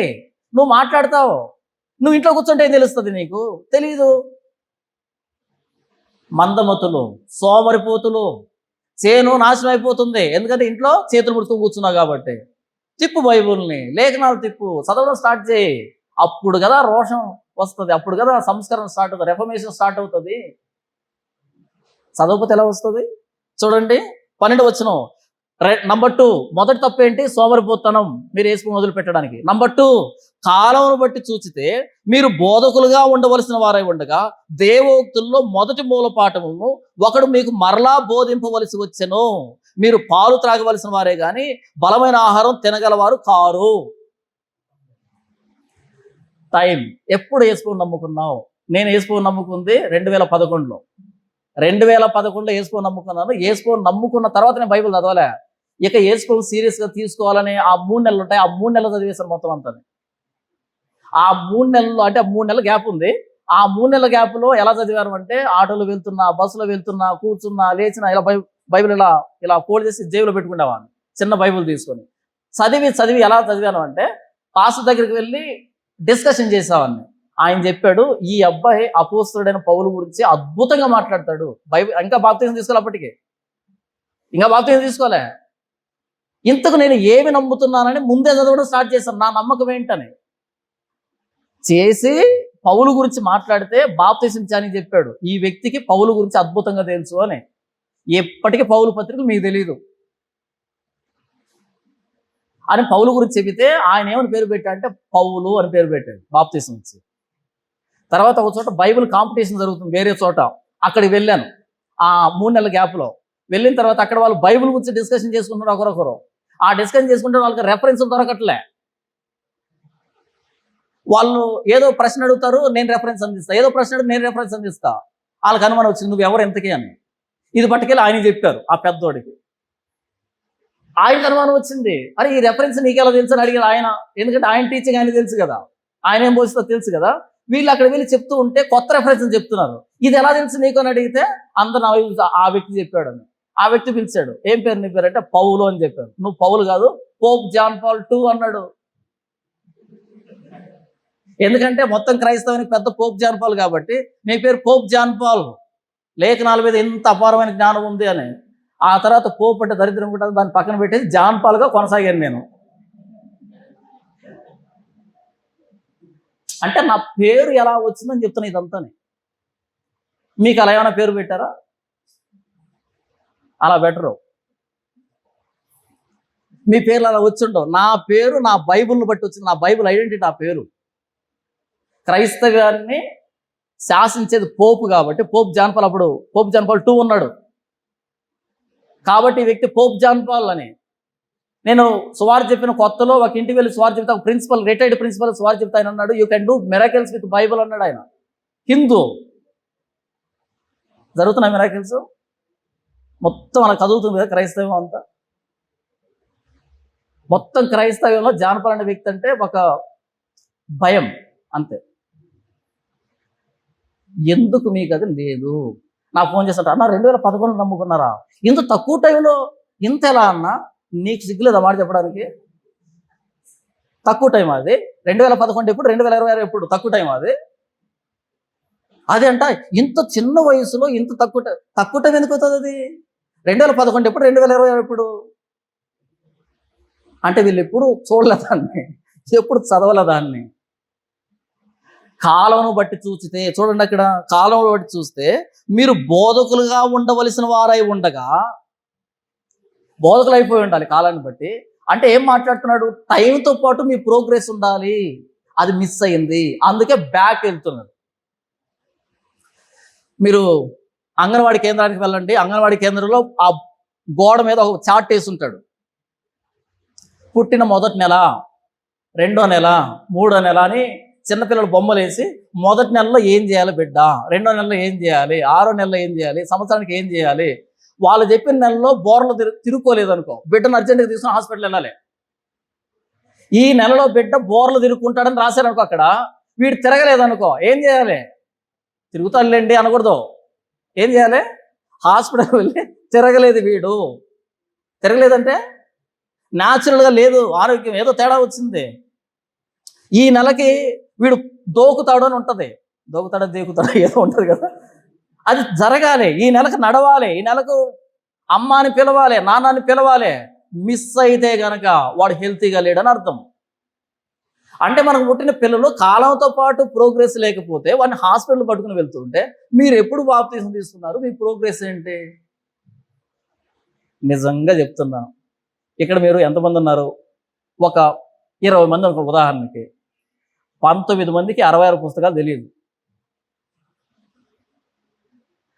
ఇక్కడ కూర్చున్న 20 మందికి 19 మందికి 66 పుస్తకాలు సీక్వెన్స్ ఏ తెలియదు. తక్కువని ఓపద్య గ్రంథం అంటే మటాష్ అంతే. నా దగ్గరకు వచ్చి వాక్యం వింటున్న మీ బతుకే ఎట్టుంటే ఇంకా బైబిల్ మిషన్కో కల్వరి టెంపుల్కో వచ్చే వాళ్ళకి ఏముంటుంది? కడుపు చించుకుంటే కాళ్ళ మీద పడుతుందని కొన్ని సైలెంట్గా దాచిపెట్టుకుంటాం. కానీ క్రైస్తవ్యం ఇది, క్రైస్తవ్యం బతుకిది. ఎవరిని ఉద్ధరిద్దాం, ఏమి ఉద్ధరిద్దాం చెప్పు, ఏం తెలియదు మనకి. వచ్చే నెలకి 66 పుస్తకాలు సీక్వెన్స్లు నేర్చుకుందండి. ఎన్ని సిద్ధాంతాలు ఉన్నాయి మన ఏపీలో, ఎన్ని సిద్ధాంతాలు వస్తున్నాయి కనుక్కోండి. అది విషయం. కాలాన్ని బట్టి చూస్తే మీరు బోధకులుగా ఉండాలి, విశ్వాసులు కాదు. అలా వెళ్ళిపోతూ బోధకులు అయిపోవాలి. కానీ ఎక్కడున్నారు ఇక్కడ? విశ్వాసం విషయంలో మొదటి మూలపాఠాలని మరలా కూడా వచ్చి చెప్తున్నా సరే వినేదానికి కూడా ఇబ్బందిగా ఉంది. బేసిక్స్. చిన్నపిల్లలకి పాల బుడ్డి ఇస్తే కనుక చేతులతో కాలుతో పట్టుకొని తాగుతుంటారు. చూసారు మీరు? అది చిన్నపిల్లప్పుడు తాగితే బాగుంటది, కానీ 80 ఏళ్ళోడు కూడా పాల పిప్ప తాగుతుంటే అసలు చండాలం. తాగుతాడా? తాగుతున్నాం మనం. చూడండి అక్కడ, మీరు పాలు త్రాగవలసిన వారే కానీ బలమైన ఆహారం తినగలవారు కారు. అన్ని పాల బుడ్డి కానిట్లు. కానీ బాప్తిసం ఎప్పుడు తీసుకున్నారు? స్వాతంత్రం రాకముందు. బ్రిటిష్ వాళ్ళు మిషనరీలు చూసిన చరిత్ర ఉంటుంది. ఏం ఎక్కదు, ఏం తెలియదు. ఇది నేను చెప్పట్లేదు. హెబ్రీ గ్రంథకర్త ఎందుకు మీరు ఇంత చెడిపోయారంటే, ఎందుకు యేసు ప్రభువునే వదిలిపెట్టేది వచ్చిందంటే, అసలు మీకు బేసిక్స్ తెలియదు కాబట్టి. వచ్చేవాడు ఏం చెప్తాడో తెలియదు కాబట్టి. 13వ వచనం, మరియు పాలు త్రాగు ప్రతివాడు శిశువే గనుక నీతి వాక్య విషయంలో అనుభవం లేని వాడై ఉన్నాడు. వాక్యం విషయంలో ఎక్స్పీరియన్స్ లేదు, ఏజ్ విషయంలో ఫుల్ ఎక్స్పీరియన్స్. ఒక ఆయన మాట్లాడతాడు, తల నెరిసిన వాడికి రెస్పెక్ట్ ఇవ్వాల్సిన అక్కర్లేదు, ఎందుకంటే మూర్ఖులు కూడా తల నెరుస్తుంది అంటాడు. అర్థమైందా? తల నెరిసిన వాడికి రెస్పెక్ట్ ఇవ్వాల్సిన అక్కర్లే, ఎందుకంటే మూర్ఖులు కూడా తల నెరుస్తుంది. వాళ్ళకు కూడా వయసు వస్తుందా? కాబట్టి వయసులో పెరిగితే అనుభవం కాదు, వాక్యంలో పెరగాలి. పెరిగావా? 14వ వచనం, వయసు వచ్చిన వారు అంటే అక్కడ ఏమని రాయబడింది? పరిపూర్ణులు. వయసు వచ్చిన వారు అభ్యాసము చేత మేలు కీడులను వివేచించుటకు సాధకము చేయబడిన జ్ఞానేంద్రియములు కలిగి ఉన్నారు కనుక బలమైన ఆహారం వారికే తగును అంటున్నాడు. ఓ హెబ్రీలారా, మీకు బలమైన ఆహారం పెట్టాలన్నా నేను పెట్టలేదు, ఎందుకంటే మీరు దాన్ని అరిగించుకోలేరు. చిన్నపిల్లలు పాలు తాగాలి మీరు. ఇది మాట్లాడుతున్నాడు. మీకు చిన్న ఉదాహరణ చెప్పిన ముగిస్తున్నాను. ఒక నదిలో నీళ్లు ఉన్నాయనుకో, ఒక నదిలో నీళ్లు ఉన్నాయి, పైనుంచి నీళ్లు వస్తున్నాయనుకో, నిరంతరంగా సన్న దారైనా పర్లే అలా నిరంతరంగా వస్తున్నాయనుకో, ఈ నీళ్లు కుళ్ళిపోవు, చెడిపోవు. ఎప్పటికప్పుడు ఆ కుళ్ళు కొట్టుకుని పోతూ ఉంటుంది. కొత్త నీళ్ళు వచ్చి పాత నీళ్ళు కొట్టుకుని పోతూ ఉంటాయి. అది మనుషులు తాగడానికి, అందులో చేపలు బ్రతకడానికి, పశువులు తాగడానికి పనికి వస్తుంది. పైనుంచి దార ఆగిందనుకో, ఇది స్టాగ్నేట్ అవుతుంది, కుళ్ళిపోతుంది. ఒక వారానికి నల్లబడిపోతాయి, బురద నీళ్ళు అయిపోతాయి. అందులో చేపల బ్రతుకు, జంతువుల బ్రతుకు, తాగడానికి పనికిరావు, దేనికి పనికిరావు. బైబిల్లో ఉన్న ఎసెన్స్ అన్నది ఫ్లో అవుతూ ఉంటే మన బుర్రలో నుంచి ఇది ఫ్రెష్గా ఉంటుంది. ఫ్లో ఆగిపోయింది అనుకో, నేర్చుకోవడం అనేది ఆగిపోయింది అనుకో, నేర్చుకునే ప్రాసెస్ ఆగిందనుకో, ఇక్కడున్న 4 ముక్కలు కూడా కూలిపోతాయి. పైన నుంచి నీళ్ళు వచ్చి పాత నీళ్ళను తీసుకుని వెళ్లకుండా ఉంటే, కొత్త నీళ్ళు కలవకపోతే నీళ్లు కుళ్ళిపోతాయి, పనికి రావు. ఎంతకాలమైంది నేర్చుకుని? ఎంతకాలమైంది కొత్త ఇన్ఫర్మేషన్ దీంట్లోకి వచ్చి? మీకు తెలిసిన ఆ 4 ముక్కలనే కదా వెనక ముందుకు తిప్పుకుంటున్నారు, లోపల కుళ్ళిపోయి చిరకాలం అయిపోయింది. ఇది కుళ్ళిపోవడంతో పాటు మరలా స్క్రాప్ వచ్చి పడుతుంది, ప్లాస్టిక్ పేపర్లు వచ్చి పడుతున్నాయి. ఎవడు వాక్యం చెప్పినా వింటాం, ఏం చెప్పినా వింటాం. నేను ఎక్కడికైనా వెళ్ళినప్పుడు కొంతమంది అంటారు, అన్న అమ్మగారు ఎప్పుడు వాక్యం వింటుంటుందన్నా. ఆహా అని అనుకుంటాను. అంటే ఏం చెప్తారు తెలుసా? ఎవరు వాక్యం వింటుందంట? నా వాక్యం వింటుందంట, సతీష్ కుమార్ వింటుందంట, ప్రవీణ్ వింటుందంట. నేను అంటాను అయినట్టే కథ. ఈవిడ తేడా అర్థం కావట్లేదా? అంటే ఈవిడికి తేడా లేదు. నా వాక్యం వింటున్నారు అంటే నా వాక్యమే ఫుల్ స్టాప్ ఉండాలి అక్కడ. మళ్ళీ అయ్యగారు ఈయగారు అంటే నీకేం ఎక్కలేదని అర్థం, నువ్వు విన్నా వేస్ట్ అని అర్థం, గుడ్డెత్తు చేలో పడినట్టే. ఆ డిఫరెన్స్ ఉంటుంది కదా. అంగిలి ఆహారం రుచి చూస్తున్నట్లు చెవి మాటలను పరీక్షింపదా. ఎవరేం మాట్లాడతాం తెలియదా? నేను ఎందుకు మాట చెప్పాను అంటే, ఆ వివేచన లేదు, ఆ మెచ్యూరిటీ లేదు. కాలంను బట్టి చూస్తే బోధకులుగా ఉండాలి, కానీ ఎక్కడున్నారు? చిన్నపిల్లలాగా ఉన్నారు. ఇమ్మెచ్యూరిటీ. కొరింథీయులకు రాసిన పత్రిక మొదటి పత్రిక 3వ అధ్యాయం మొదటి 3 వచనం నేను చదివి క్లోజ్ చేసేస్తాను. మొదటి 3 వచనాలు. సహోదరులారా, ఆత్మ సంబంధమైన మనుషులతో మాట్లాడినట్లు నేను మీతో మాట్లాడలేకపోతేనే. సహోదరులారా, ఒక స్పిరిచువల్ క్రిస్టియన్తో మాట్లాడినట్టు నేను మాట్లాడలేకపోతున్నాను అంటున్నాడు. మరి ఎలా మాట్లాడుతున్నాడు అంట చూడండి. శరీర సంబంధులైన మనుషులే అనియు క్రీస్తునందు పసిబిడ్డలు అంటారు. బుద్ధి విషయంలో జ్ఞానులుగా ఉండాలి, కీడు విషయంలో పసిపిల్లలుగా ఉండాలి ఆయన చెప్తే మొత్తంగా పసిపిల్లలు అయిపోయారు. క్రీస్తునందు పసిపిల్లలే అనియో పసిబిడ్డలే అనియో మీతో మాట్లాడవలసి వచ్చును. ఎందుకు పసిబిడ్డలు అంటున్నాడు అంటే చూడండి, అప్పటిలో మీకు బలం చాలకపోయినందున పాలతోనే మిమ్మల్ని పెంచితిని. స్టార్టింగ్ చెప్తున్నాడు. సువార్త చెప్పినప్పుడు మీకు బలం లేదు కాబట్టి పాలతో పెంచాను మిమ్మల్ని. ఇక మొత్తం రౌండ్ వేసుకొని వచ్చాడు మళ్ళీ అక్కడికి. మొత్తం ప్రపంచం తిరిగి వచ్చేప్పటికి ఏం తాగుతున్నారంట? పాలే. అప్పట్లో పాలతో పెంచాను స్టార్టింగ్ కాబట్టి. ఇప్పుడు తిరుక్కొని వస్తే ఎక్కడున్నారంట వీళ్ళు? ఇంకా పాలే, పసిబిడ్డలే. ఇంకా పెరగరా?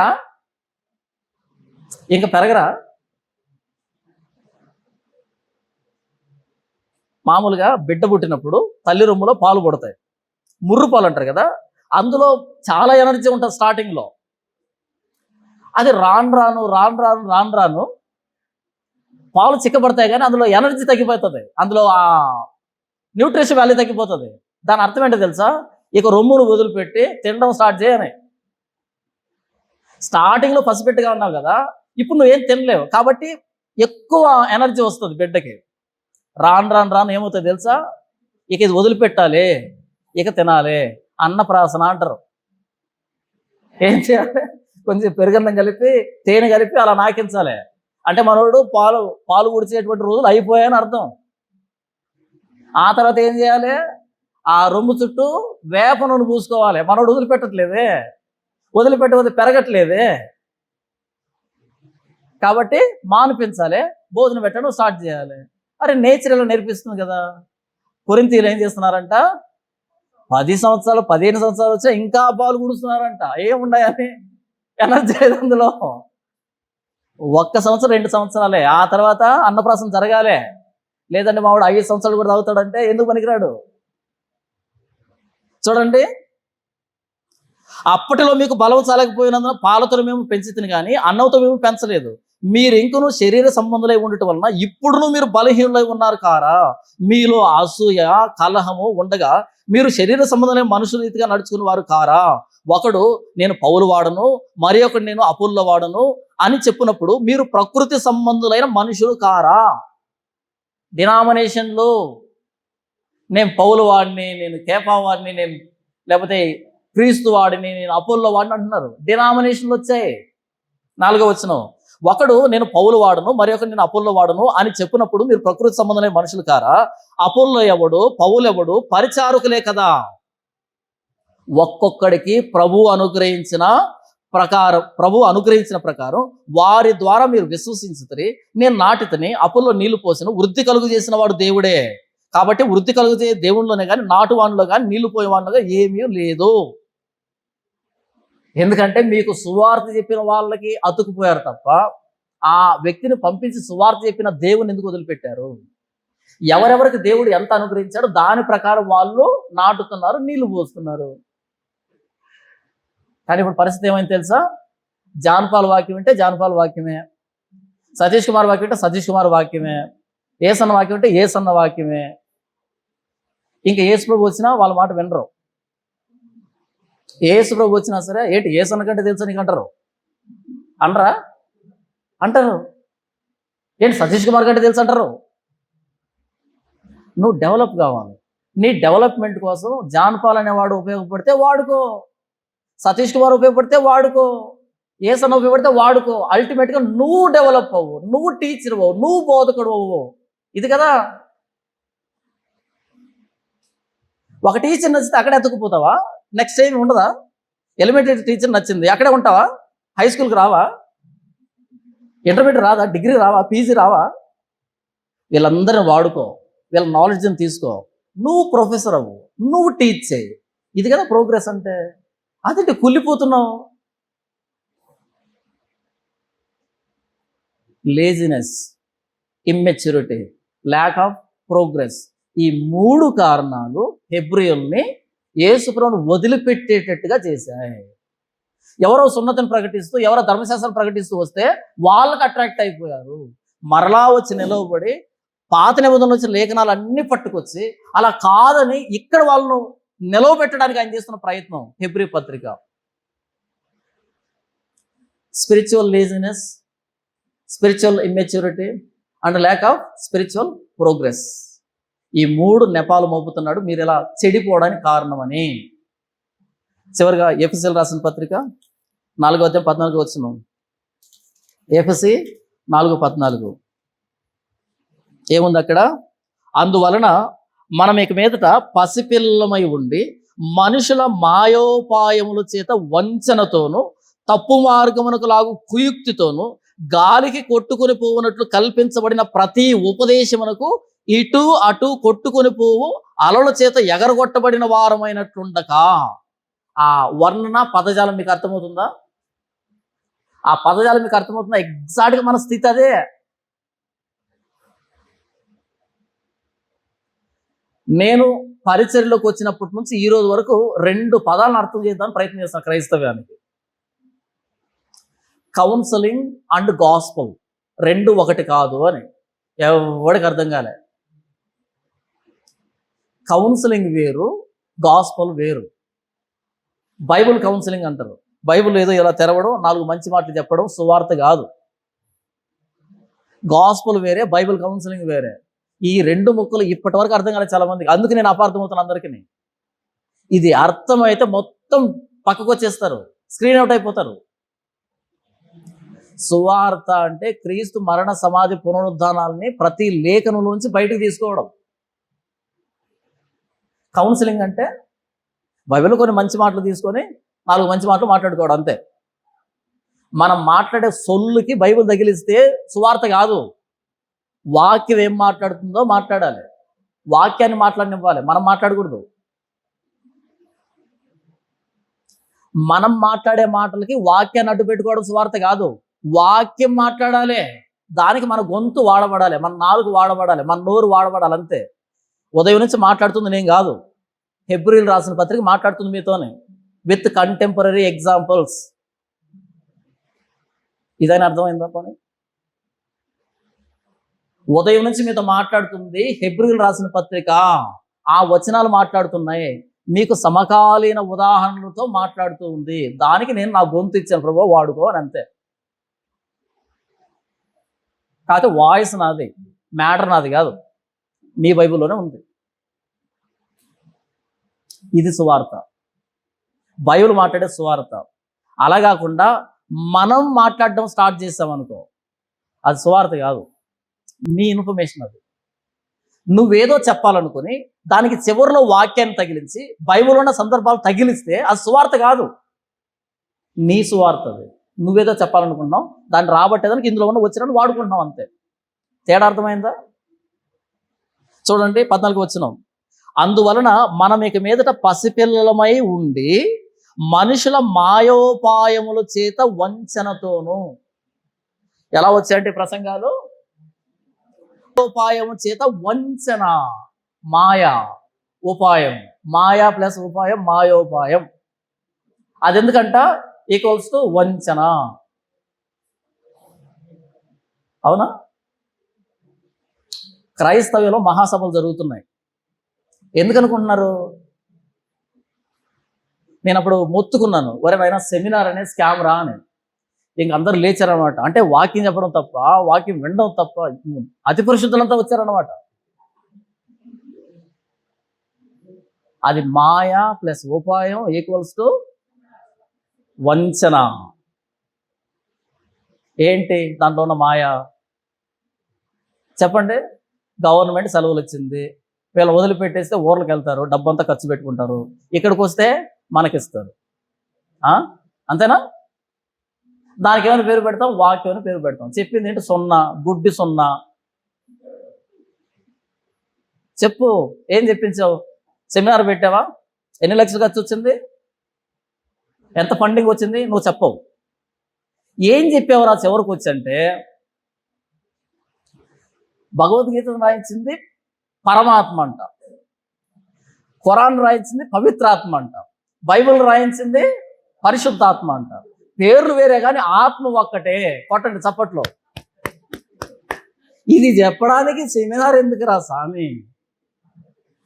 నంబర్ 2, యేసుప్రభు నమ్మితేనే పరలోకం అంటే అది మూర్ఖత్వం అంట. చప్పట్లో కొట్టరా? నిజంగా అసహ్యం అనిపించింది. ఏది పెట్టినోళ్ళు చూసి కాదు, పోయిన వాళ్ళని చూసి. ఒక్కడైనా మాట్లాడా? యేసుప్రభు నమ్మితే అమాయకత్వమా? యేసుప్రభు నమ్మితేనే పరలోకం అమాయకత్వం బైబిలా? మధ్యలో దూరి ఆపండి షఫీ గారు, మీరు చెప్తుంది తప్పన్నాడు అనుకో, ఆడు అలుగుతాడు.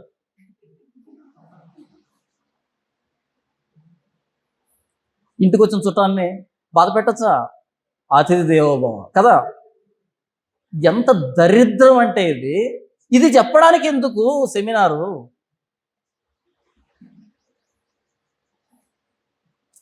గాంధీ జయంతి రోజు గాడ్సేని పిలిచి గాంధీ గొప్పతనం గురించి చెప్పమంటే ఎంత చండాలంగా ఉంటుందో అది జరిగింది సెమినార్లో. యేసుప్రభు సిలువ వేయబడలేదని 300 రెఫరెన్స్లు చూపెడతాడు బైబిల్లో. ఎవరు? షఫీ గారు. ఎన్ని చూపెడతాడంట? 1 కాదు 2 కాదు, లేవు. నంబర్ పెంచితే కొంచెం నమ్ముతారని, ఏదో ఉంటుందిలే 300 కాకపోయినా 30 ఉంటాయని. ఏం లేవు. 300 రెఫరెన్స్లు చూపెడతాడంట యేసు చచ్చిపోలేదు సిలువ మీద. ఆయన్ను సాదరంగా ఆహ్వానించి ఆయన్ను కూర్చోబెట్టుకొని ఆయన చెప్తుంటే ఈయన వింటున్నాడు. మనం కూడా విన్నాము. ఎవరైనా ప్రశ్నించారా? నేను తప్ప. ప్రశ్నించారా ఎవరైనా? పోనీ ప్రశ్నిస్తారా? అంత దమ్ముందా? లే. యేసుప్రభు నమ్మితే మూర్ఖత్వం, యేసుప్రభు నమ్మితేనే పరలోకం మూర్ఖత్వం అంటే దాన్ని వింటున్నామంటే ఇంతకు మించిన మూర్ఖత్వం ఉంటుందా? అసలు ఎవరిని పిలవాలి గాంధీ జయంతికి? గాంధీని చంపినోడిని పిలుస్తావా? యేసుప్రభు సిలువ మీద ప్రాణం పెట్టలేదని 300 రెఫరెన్స్లు చూపెడతానన్న వ్యక్తిని పిలిపించి వేదికిస్తే ఏం మాట్లాడతాడు? అది సెమినారు. దానికి ఆయన స్పెషల్ అట్రాక్షన్. దాన్ని చూడడానికి కోళ్ళ పందాలు చూడడానికి వెళ్ళి కొత్త అల్లుళ్ళు పోయినట్టు పోవడం. ఏంది ఇదంతా? మాయోపాయము చేత వంచనతో ఏర్పాటు చేసిన కార్యక్రమాలు ఇవన్నీ. ఆడొస్తే ఎక్కువ మంది వస్తారు, ఆడొస్తే ముస్లిం సర్కిల్లో కూడా మనం వెళ్ళొచ్చు, ఎక్కువ మంది సబ్స్క్రైబర్లు పెరుగుతారు, వ్యూవర్స్ పెరుగుతారు, యూట్యూబ్లో డబ్బు వస్తుంది, ఇక్కడ ఫారిన్ నుంచి డబ్బు వస్తుంది, ఇక్కడ డబ్బు వస్తుంది, సెమినార్ని సక్సెస్ చేసుకోవడం. అదేనా కాన్సెప్ట్? ఇంకొకడు బోధించాడు అనమాట. ఏమనంటే ఈ సెమినార్కి స్పెషల్ అట్రాక్షన్ ఏంటంటే బుర్జు ఖలీఫాలో ఇడ్లీ చేసామని పిలిపిస్తున్నాడంట. అక్కడ బంగారు తీగలు వస్తాయి ఇడ్లీలో. నిజం, అక్కడ బంగారు చాలా చీప్ కదా. ఆ ఇడ్లీలో బంగారు తీగలు వస్తాయి ఎక్కడెక్కడ. అది స్పెషాలిటీ. అదేనా? ఒరి ఇడ్లీ చేయడానికి ఎవడు? ఏంది దరిద్రం? సెమినార్కి అట్రాక్షన్ ఏంటంట బుర్జు ఖలీఫాలో ఇడ్లీ చేసేవాడు వస్తున్నాడంట. మాయోపాయం కాదా ఇది? వంచన కాదా ఇది? ఎంత డబ్బు జనరేట్ అయిందో, ఎంత ఫండ్ రైజ్ అయిందో మీకేమైనా తెలుసా? పోనీ ఏమైనా చెప్తారా? గొర్రెలం కదా. చూడండి, అందువలన మనం ఇక పసిపిల్లమై ఉండి మనుషుల మాయోపాయముల చేత వంచనతోనూ తప్పు మార్గమునకు లాగు కుయుక్తి, గాలికి కొట్టుకుని పోవునట్లు కల్పించబడిన ప్రతి ఉపదేశం. ఆ ఉపదేశాలు ఏంటంటే గాలికి కొట్టుకొని పోయే ఉపదేశాలు. ఏది స్థిరంగా నిలవబడదు. వాక్యం చెప్పావనుకో అది స్థిరంగా నిలవబడిపోతుంది. సెమినార్లో వాళ్ళు చేసిన ప్రసంగాలు ఉన్నాయి కదా, అవి ఇప్పుడు అవుట్డేటెడ్ అయిపోయినాయి. ఆ టయానికి ఏదో మెప్పించారు కానీ అయిపోయింది అది. కానీ ఇప్పుడు మనం చేసిన ప్రసంగం ఉందా, ఇది ఇలా నిలవబడాలి. ఎందుకంటే ఈ హెబ్రీ పత్రికలో ఈ వచనాలు ఉన్నంత కాలం ఇది గైడ్గా ఉపయోగపడుతుంది. నేను చేసిన ప్రసంగం మీరు రాసి పెట్టుకోండి. హెబ్రీ పత్రికలో ఈ వచనాలు ఉన్నంత కాలం దీని ఎక్స్ప్లెనేషన్ ఇలా మిగిలిపోతుంది, గైడ్ లాగా మిగిలిపోతుంది. ఇది గాలికి కల్పించబడిన ప్రసంగం కాదు. కానీ మీరు వింటున్నారు ప్రసంగాలన్నీ, అన్ని గాలికి కల్పించబడిన ప్రసంగాలు. ఆ కాసి మిమ్మల్ని ఎంటర్టైన్ చేయడానికి అంతే. ఆ నెక్స్ట్ డే పనికిరాదు. ఏదో వచనం తీసుకొని ఏదో బల్కప్ చేసి మొత్తానికి ఏదో కొడుతున్నారు అంతే. ఆ గంట గడిచిపోతుంది అంతే. ఇంటికి వచ్చిన తర్వాత ఏం విన్నామంటే ఏమో తెలియదు. ఎందుకు విన్నావు ఏమో తెలియదు, ఎందుకు పోయావు ఏమో తెలియదు. మొత్తానికి అయితే ఫండ్ రైజింగ్ అయింది, మొత్తానికి డబ్బు అయితే వచ్చింది, స్పాన్సర్లు అయితే వచ్చింది, మొత్తానికి ఇల్లు కట్టుకుంటున్నారు, స్థలాలు కొనుక్కుంటున్నారు, వీళ్ళైతే డెవలప్ అవుతున్నారు. ఇంతకేం చెప్పేవారంటే సున్నా, ఏమీ లేదు. మహాసభలో జరిగేది ఇదే. చర్చలు నిండుతున్నాయి, ప్రసంగాలు లేవు, వాక్యం లేదు, గాలికి కొట్టుకుని పోయే ప్రసంగాలు. తర్వాత చూడండి, గాలికి కొట్టుకుని పోవునట్టు కల్పించబడిన ప్రతి ఉపదేశమునకు ఇటు అటు కొట్టుకుని పోవు అలల చేత ఎగరగొట్టబడిన వారైనట్లుండక. ఇటు అటు అలల చేత ఎగిరిపోయినట్టుగా కాసేపు అది, కాసేపు ఇది, కాసేపు అది, ఇలా ఉండొద్దు, మీరు స్థిరంగా లేకుండా ఉండొద్దు అని మాట్లాడుతూ, ప్రేమ కలిగి సత్యం చెప్పుచు క్రీస్తువులే ఉండుటకు మనం అన్ని విషయంలో ఎదుగుదము. అందుకని ఏం చేశాడంటే 14వ వచనం చూడండి, 13వ వచనం, పరిశుద్ధులు సంపూర్ణులగునట్లు. పరిశుద్ధులు ఏం కావాలంట? సంపూర్ణులు, మెచ్యూర్ కావాలంట, సంపూర్ణులు అవునట్లు క్రీస్తు శరీరం అంటే సంఘము క్షేమాభివృద్ధి చెందుటకును పరిచర్య ధర్మం జరగడానికి ఆయన కొందరిని అపోస్తులు గాను, కొందరిని ప్రవక్తలు గాను, కొందరిని సువార్థికులు గాను, కొందరిని కాపరులు గాను, కొందరిని ఉపదేశకులు గాను నియమించాడు. చర్చ్ డెవలప్మెంట్ కోసం రకరకాల మినిస్ట్రీలు ఇచ్చి ఒక్కో దశలో ఒక్కొక్కరిని అలా మెచ్యూర్ చేసుకుంటూ వెళ్ళాడు. కానీ మీరేమైపోయారు? మనుషుల మాయోపాయముల చేత కల్పించబడిన, కుయుక్తితో కల్పించబడిన, గాలికి చెదరగొట్టబడినటువంటి అలల్లాంటి వాటికి అలవాటు పడ్డారు, పసిపిల్లలు అయిపోయారు అంటున్నాడు ఎఫెసీయులకు రాసిన పత్రికలో. ఇది అక్షర సత్యం కాదా? హెబ్రీయులు ఎందుకని యేసుప్రభువును వదిలిపెట్టారు అంటే, number 1 laziness, number 2 immaturity, number 3 lakh of progress. ఈ 3 కారణాల చేత హెబ్రీ పత్రిక వ్రాయవలసి వచ్చింది. మరలా క్రీస్తుని గురించి కొత్త డైమెన్షన్లో పరిచయం చేయాల్సి వచ్చింది. నెక్స్ట్ మరలా నెల వచ్చేటప్పటికి కసరత్తు చేయండి, పుస్తకాలు తీసుకోండి, చదవడం స్టార్ట్ చేయండి, చరిత్ర తెలుసుకోండి, సిద్ధాంతాలు తెలుసుకోండి. నంబర్ 2 మెచ్యూర్డ్గా తయారు కావడానికి ఆలోచించండి. Number 3 progress. ఏంటి? పోయిన నెలకి ఈ నెలకి ప్రోగ్రెస్ ఏంటి? ఈ 3 చేయకపోతే మీరు కూడా హెబ్రీ గ్రంథంలో చెప్పారే పాలు తాగే పిల్లలని, బోధకులుగా ఉండాలి, కాకపోతే పసిపిల్లలుగా మారిపోయారని, అదే కేటగిరీ కిందకు వస్తారు. నేను ఉదయం నుంచి ఇంతవరకు ప్రసంగం చేశానా? పోయిన నెల నుంచి కసరత్తు చేస్తున్నా, ఏం చెప్పాలి, అన్ని పుస్తకాలు రెఫర్ చేశాను, అన్ని రీసెర్చ్ చేశాను, అన్ని సైట్లు తిరిగాను. కానీ మీకు అలా ఫ్లోలో చెప్పినట్టుంది కదా, అలా ఉంది కదా ఫ్లోలో తిరిగినట్టు. అంత కసరత్తు జరిగితే ఇంత చెప్పాను. కాబట్టి ఇదే ప్రోగ్రెస్ మీలో కనిపించాలి. నేను 2011లో యేసుని నమ్మాను, మీరు ఎప్పుడు నమ్మారో మీరు రాసుకోండి, నాకు మీకు డిఫరెన్స్ ఏంటో చూడండి. నాకంటే ముందే కదా మీరు యేసుని నమ్ముకున్నారు, అట్లీస్ట్ ఇప్పుడైనా స్టార్ట్ చేయండి. మేము పాస్టర్లం కాదు కదా, మేమెందుకు డీప్ రీసెర్చ్ చేయాలి? ఎందుకంటే ఇది మన విశ్వాసం, మనం ఏమి నమ్ముతున్నామో మనకు తెలియాలి. పక్కనోడు చెప్పే తర్వాత ముందు మనం ఏం నమ్ముతామో మనకు తెలియాలి. ఒక్క పోలికి చెప్పి నేను క్లోజ్ చేసేస్తాను. ఓకే, ఒక్క పోలికి చెప్పి. ఓసారి బిగ్ బజార్కి వెళ్ళాను, అది 4 అంతస్తులు ఉంటుంది. 4 అంతస్తులు ఉంటుంది.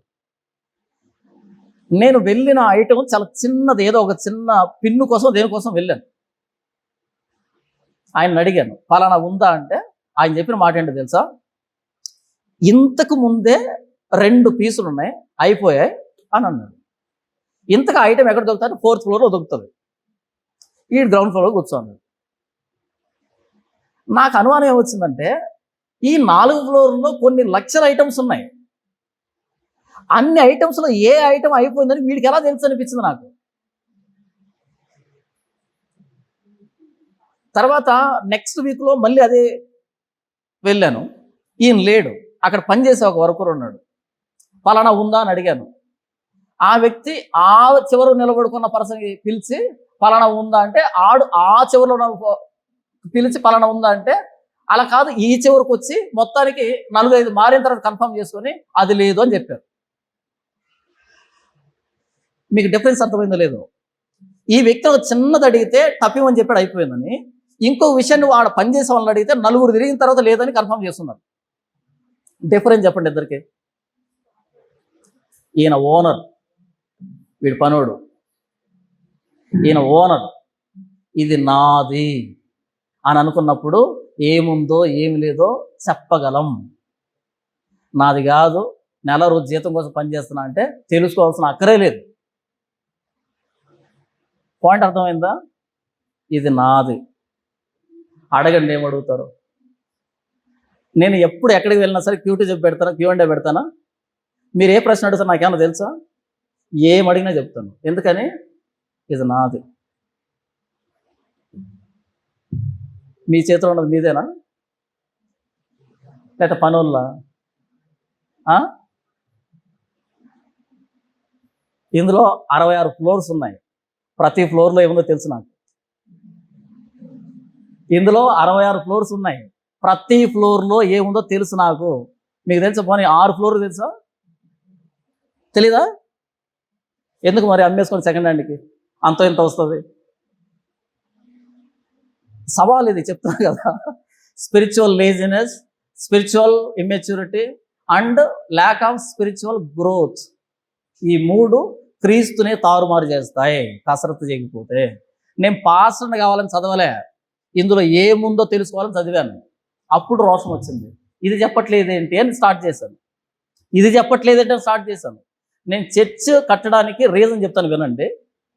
సువార్త చేసేవాడిని, పత్రికలు ఇచ్చి అందరికి తిరిగి సువార్త చెప్పి ఏం చెప్పేవానంటే, మీ దగ్గరలో ఏదైనా చర్చ్ ఉంటే వెళ్ళి ఆదివారం వెళ్ళి ఇంకా తెలుసుకోండి అని చెప్పేవాడిని. కింద రాశాను, ఇంకా మీరు యేసు గురించి తెలుసుకోవాలంటే మీ దగ్గరలో ఉన్న చర్చికి వెళ్ళి తెలుసుకోండి అని. అలా పంచాను. ఒకరోజు ఒక డౌట్ వచ్చింది. నేను యేసు గురించి చెప్పాను, వాళ్ళని దగ్గరలో ఉన్న చర్చికి వెళ్ళమంటున్నాను. ఆ దగ్గరలో ఉన్న చర్చి ఆర్సీఎం అయితే, ఆ దగ్గరలో ఉన్న చర్చి హోసన్న అయితే, ఆ దగ్గర ఉన్న చర్చి పెంతెకోస్తు అయితే, అరే నేను ఇంతసేపు కష్టపడి వాడిని ఆర్సీఎం పంపిస్తున్నానా అని అనుమానం వచ్చింది. అప్పుడు మార్చాను, ఇంకా మీరు తెలుసుకోవాలంటే కొత్త రోడ్లో జీసస్ క్రైస్ట్ చర్చికి రండి అని రాయడం స్టార్ట్ చేశాను. ఎందుకు స్టార్ట్ చేశానంటే, ఒక్కడు రానివ్వలే, వాడిని కూర్చోబెట్టి ఆదికాండం నుంచి ప్రకటన దాకా ఏముందని చెబుతాను, అంతే. నాకు డబ్బు కావాలంటే నేను బయటికి వెళ్ళి పని చేసుకుంటాను. ఒక్కడు వచ్చినా సరే నేను ఇటు ఆదివారం వెళ్ళాలి కదా, ఎక్కడికి వెళ్ళను, నేను వచ్చినోడికి చెప్తాను, రాకపోతే నేనే మాట్లాడుకుంటా, కెమెరా పెట్టి నేనే మాట్లాడుకుంటా అని స్టార్ట్ చేశాను. పాస్టర్ కావాలని చేయలేదంతా, వచ్చినోడికి కంప్లీట్గా వాక్యం చెప్పాలని స్టార్ట్ చేశాను. ఈరోజు ఎంతమంది పనికొచ్చింది. ఛాలెంజ్ యాక్సెప్ట్ చేస్తారా? ఈ 66 అంతస్తుల్లో మీకు ఎన్ని అంతస్తులు తెలుసు? ఏ అంతస్తులో ఏ ఐటమ్ ఉందో మీకు తెలుసా? నాకు తెలుసు, నా బైబుల్ ఇది. అందుకనే ఎవడు ఏ ప్రశ్న అడిగినా, ఎవడు ఏ సవాల్ చేసినా, అర్ధరాత్రి 12కి లేపినా ఇలాగే ఉంటుంది పర్ఫార్మెన్స్. అడిగినోడు అలసిపోవాలి, చెప్పే నేను అలసిపోను. మిమ్మల్ని అడుగుతున్నా, మీకు ఎన్ని ఫ్లోర్స్ తెలుసు? ఏ ఫ్లోర్లో ఏ ఐటమ్ ఉందో తెలుసా? పోనీ తెలుసుకుంటారా? నెక్స్ట్ మంత్ వచ్చేటప్పుడు ఇది నా బైబుల్ అని చెప్పగలుగుతారా? పోనీ ఇది నా గ్రంథం అని యెషయా గ్రంథాన్నో లేకపోతే ఆదికాండాన్నో లేకపోతే యేసుగ్రంథాన్నో చెప్పగలుగుతారా? లేదా ఒక పత్రికనైనా ఇది నా పత్రిక అని చెప్పగలుగుతారా? అది నా ప్రశ్న. చేయండి. లేజినెస్ పక్కన పెట్టండి. ఓకే, మెచ్యూర్డ్ అవ్వండి, ప్రోగ్రెస్ కోసం ప్రయాసపడండి. అది హెబ్రీయులకు రాసిన పత్రిక 5వ అధ్యాయము 11 నుంచి 14 వరకు లేఖన సారాంశం. దేవుడు వాక్యాన్ని దీవించును గాక. ఆమేన్.